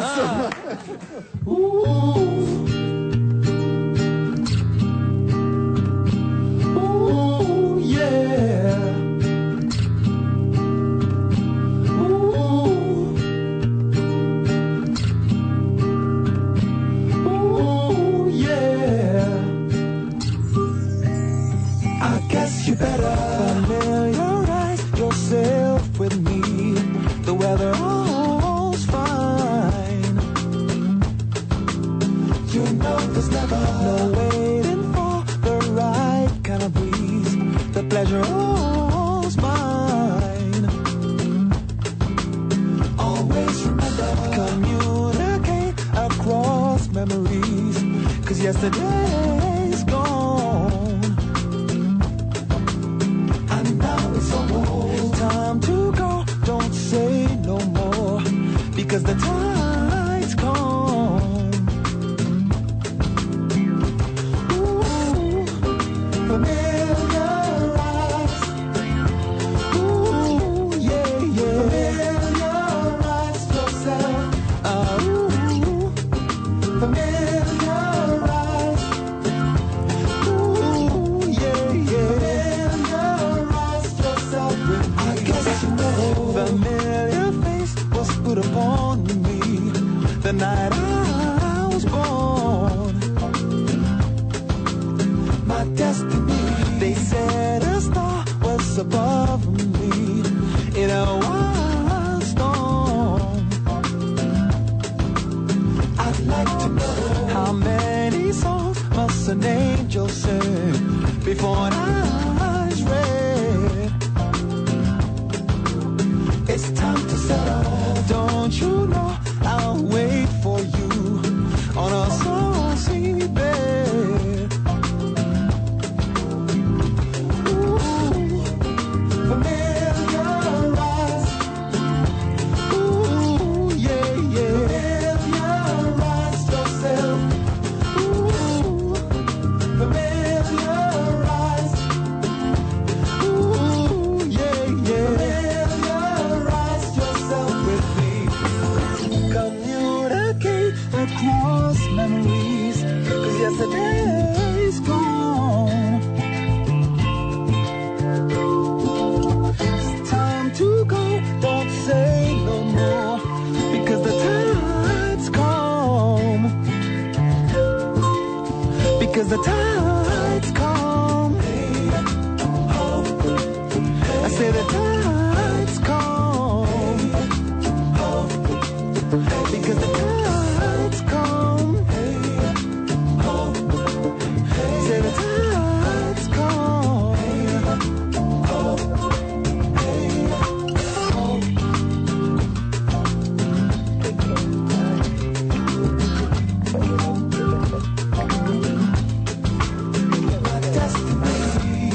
Kezia Jones, Familiaris, c'est le titre qu'on vient d'écouter. Maintenant, vous savez qui c'est. Olufemi, Sania Olu. C'est comme ça qu'on doit l'appeler maintenant. Il ne veut plus qu'on l'appelle Kezia Jones. C'est un peu Prince qui avait fait ça aussi, en changeant de nom. Il n'y avait plus de nom du tout. Symbole. Prince Charles? Non, le premier qu'il a fait, c'est Mohamed Ali. C'est Cassius Clay qui s'appelait Mohamed Ali. Prince, il avait changé de nom pour faire que tous ses contrats étaient caducs. Il a dit j'ai changé de nom, donc tous les contrats sont faits au nom de Prince, mais je m'appelle plus Prince. Non, le Donc, premier j'ai plus qu'il a de fait, contrat. c'est Jésus-Christ, il s'appelait Albert Mollard. Il a pris son nom d'artiste. Quelques brèves dans Charlie Hebdo pour vous faire rire avant de partir. Joe Star a été hospitalisé, vous le savez, en urgence, en neurochirurgie. Charlie Hebdo Ils m'ont dit... greffé un cerveau. Non, Charlie Hebdo dit il a essayé de remplir tout seul sa feuille d'impôt. La soirée célibataire des Galeries Lafayette a mal tourné, dit Charlie Hebdo. En effet, elle a fini en tournante au rayon courgette. Pour supporter le film Blueberry et ses expériences chamaniques jusqu'au bout, les salles UGC vendent du popcorn hallucinogène. Pourquoi pas? Et puis fine gueule, nous dit Charlie Hebdo, Bernard Loiseau conserve ses 3 étoiles au Michelin. C'est pas vrai. Les asticots ont été unanimes. Oh. Ils sont affreux dans Charlie Hebdo. Ouais, qu'est-ce que c'est bon. Juste un mot, il est sorti de prison, Joe Star? Non, mais il était pas en prison, il était à l'hôpital. C'était un lapsus de ma part. Il est sorti d'hôpital? Oui, ou pas oui, il est sorti d'hôpital. D'accord, et tout roule. C'est un lapsus, oui. Bon, je peux vous C'est un lapsus, je annoncer sais pas que... pourquoi c'est tombé sur... Je peux vous c'est annoncer bien tombé, qu'on d'ailleurs. demandait hier des nouvelles de Carlos, en disant qu'il avait été hospitalisé et tout ça. Je l'ai eu au téléphone, il est sorti de l'hôpital, il est allé pour une vérification parce qu'il avait des petites palpitations. Il va très bien, il vous embrasse tous. Alors on embrasse aussi. Moi j'ai encore un courrier à vous donner. C'est un courrier publié par Télérama dans la rubrique Ça va mieux en le disant. Les lecteurs de Télérama sont souvent bons et ils ont souvent des trucs rigolos à dire. Et il y a un lecteur qui... C'est comme ça qu'on sait si on est dans la page courrier. Oui, Ouais. il y a un lecteur qui... Pourquoi? Vous dites, les courriers de Télérama est souvent drôle. Je dis oui, c'est comme ça qu'on sait qu'on est dans la page courrier. Non, je comprends toujours Parce que pas. Télérama, c'est pas extrêmement drôle, c'est pas le truc le plus marrant à lire. Ah, bah, j'ai bien fait de demander parce que je savais pas qu'il avait vraiment... Je n'avais pas compris non plus, Ah, ne merci, vous inquiétez Jean-Bernard. pas. T'avais Moi compris non plus. Lui avait suivi. Il y a que 2 mecs intelligents autour de cette table. Bon, alors, ce courrier Télérama, il vient, c'est un courrier qui vient d'Orléans, il est signé Christophe Brilinski. Et il revient sur les excuses de Pujadas à propos, vous savez, de l'affaire Juppé, France 2 qui avait annoncé le retrait de Juppé. Il s'était trompé puisque en même temps sur la même chaîne, rappelons-le, Alain Juppé a annoncé qu'il restait en tout cas pour l'instant le temps de remettre un peu d'ordre au sein de l'UMP. Et le lecteur, en gros, dit peut-être qu'on aurait plus facilement pardonné à Pujadas s'il avait trouvé une bonne excuse. Et la bonne excuse pour Pujadas aurait été de dire, écoutez bien, j'ai bêtement cru que Monsieur Juppé allait faire ce qu'il avait dit qu'il ferait. Je trouve que c'est vrai. Ça, formidable, que ouais. s'il avait Cette lettre. eu l'idée de dire ça, c'est bien. il était Ouais. pardonné, Mais non? Évidemment. Voilà. Ils sont malins, les lecteurs de Télérama, quand même. L'émission touchant à sa fin, il est temps de nous tourner vers Delphine. Ah oui, c'est la galette des rois. Delphine. Qui a été la vedette de cette émission. Il faudrait qu'on entende sa voix. Une quand auditrice qui venait Non, il faut que ça reste mystérieux. qui venait nous dire bonjour pour la première fois, qui a été un peu une permanente de l'émission pendant 2 Ah heures. oui, ça s'est fait une permanente. Ça, il y a... Il y a que Vous allez lui demander de choisir parmi vous, mais moi je propose à Delphine de l'emmener parce qu'au moins avec moi elle ne risque rien. C'est pas sûr. On dit ça, on dit ça, on dit ça. Avec moi non plus, Delphine. Delphine, si vous... Oh, avec les autres non plus, hein. Si vraiment, Delphine, si vraiment, on vous demande pas de choisir, mais si vraiment il fallait faire un choix. Allez. Allez, on est sur une île déserte. Voilà. Vous avez Vandel, vous avez Hébé, vous avez Bénichou, vous avez Alévèque. Moi je suis partie à la nage depuis longtemps. Hein. Oui, c'est le requin qui attrape les Et même moi, je suis là. Alors, il faut choisir quelqu'un. Moi, ma nana écoute. Elle ça prend peut- les 5, vous vous rendez compte? Ah, on est tombé sur une perverse. On va se marrer. Elle est gourmande, hein? Eh oui, Koh-Lanta. Oui, mais elle n'est pas très ambitieuse. Qu'est-ce que vous voulez dire par là, Pierre? C'est du plaisir qu'elle veut, pas de l'avancement. Le nombre de jeunes auditrices à qui je vais faire des carrières immenses. Ah oui? Ça me- Vous avez fait démarrer qui dans le métier, Pierre? Ouais, un exemple au hasard. Lynn Renaud. Distinguette, Lynn Renaud, Jeanne Moreau? Jeanne Moreau, et puis aussi, mais ça, je l'avoue. Evelyne Delia. Je l'avoue à peine, Charles Vanel aussi. Ça, c'est dégueulasse. Allez, on va se quitter là-dessus. Vous avez été parfait. On se retrouve demain entre 16h et 18h. Bye bye. Europe 1, il est 18h. Le journal est présenté ce soir par Vincent Parisot.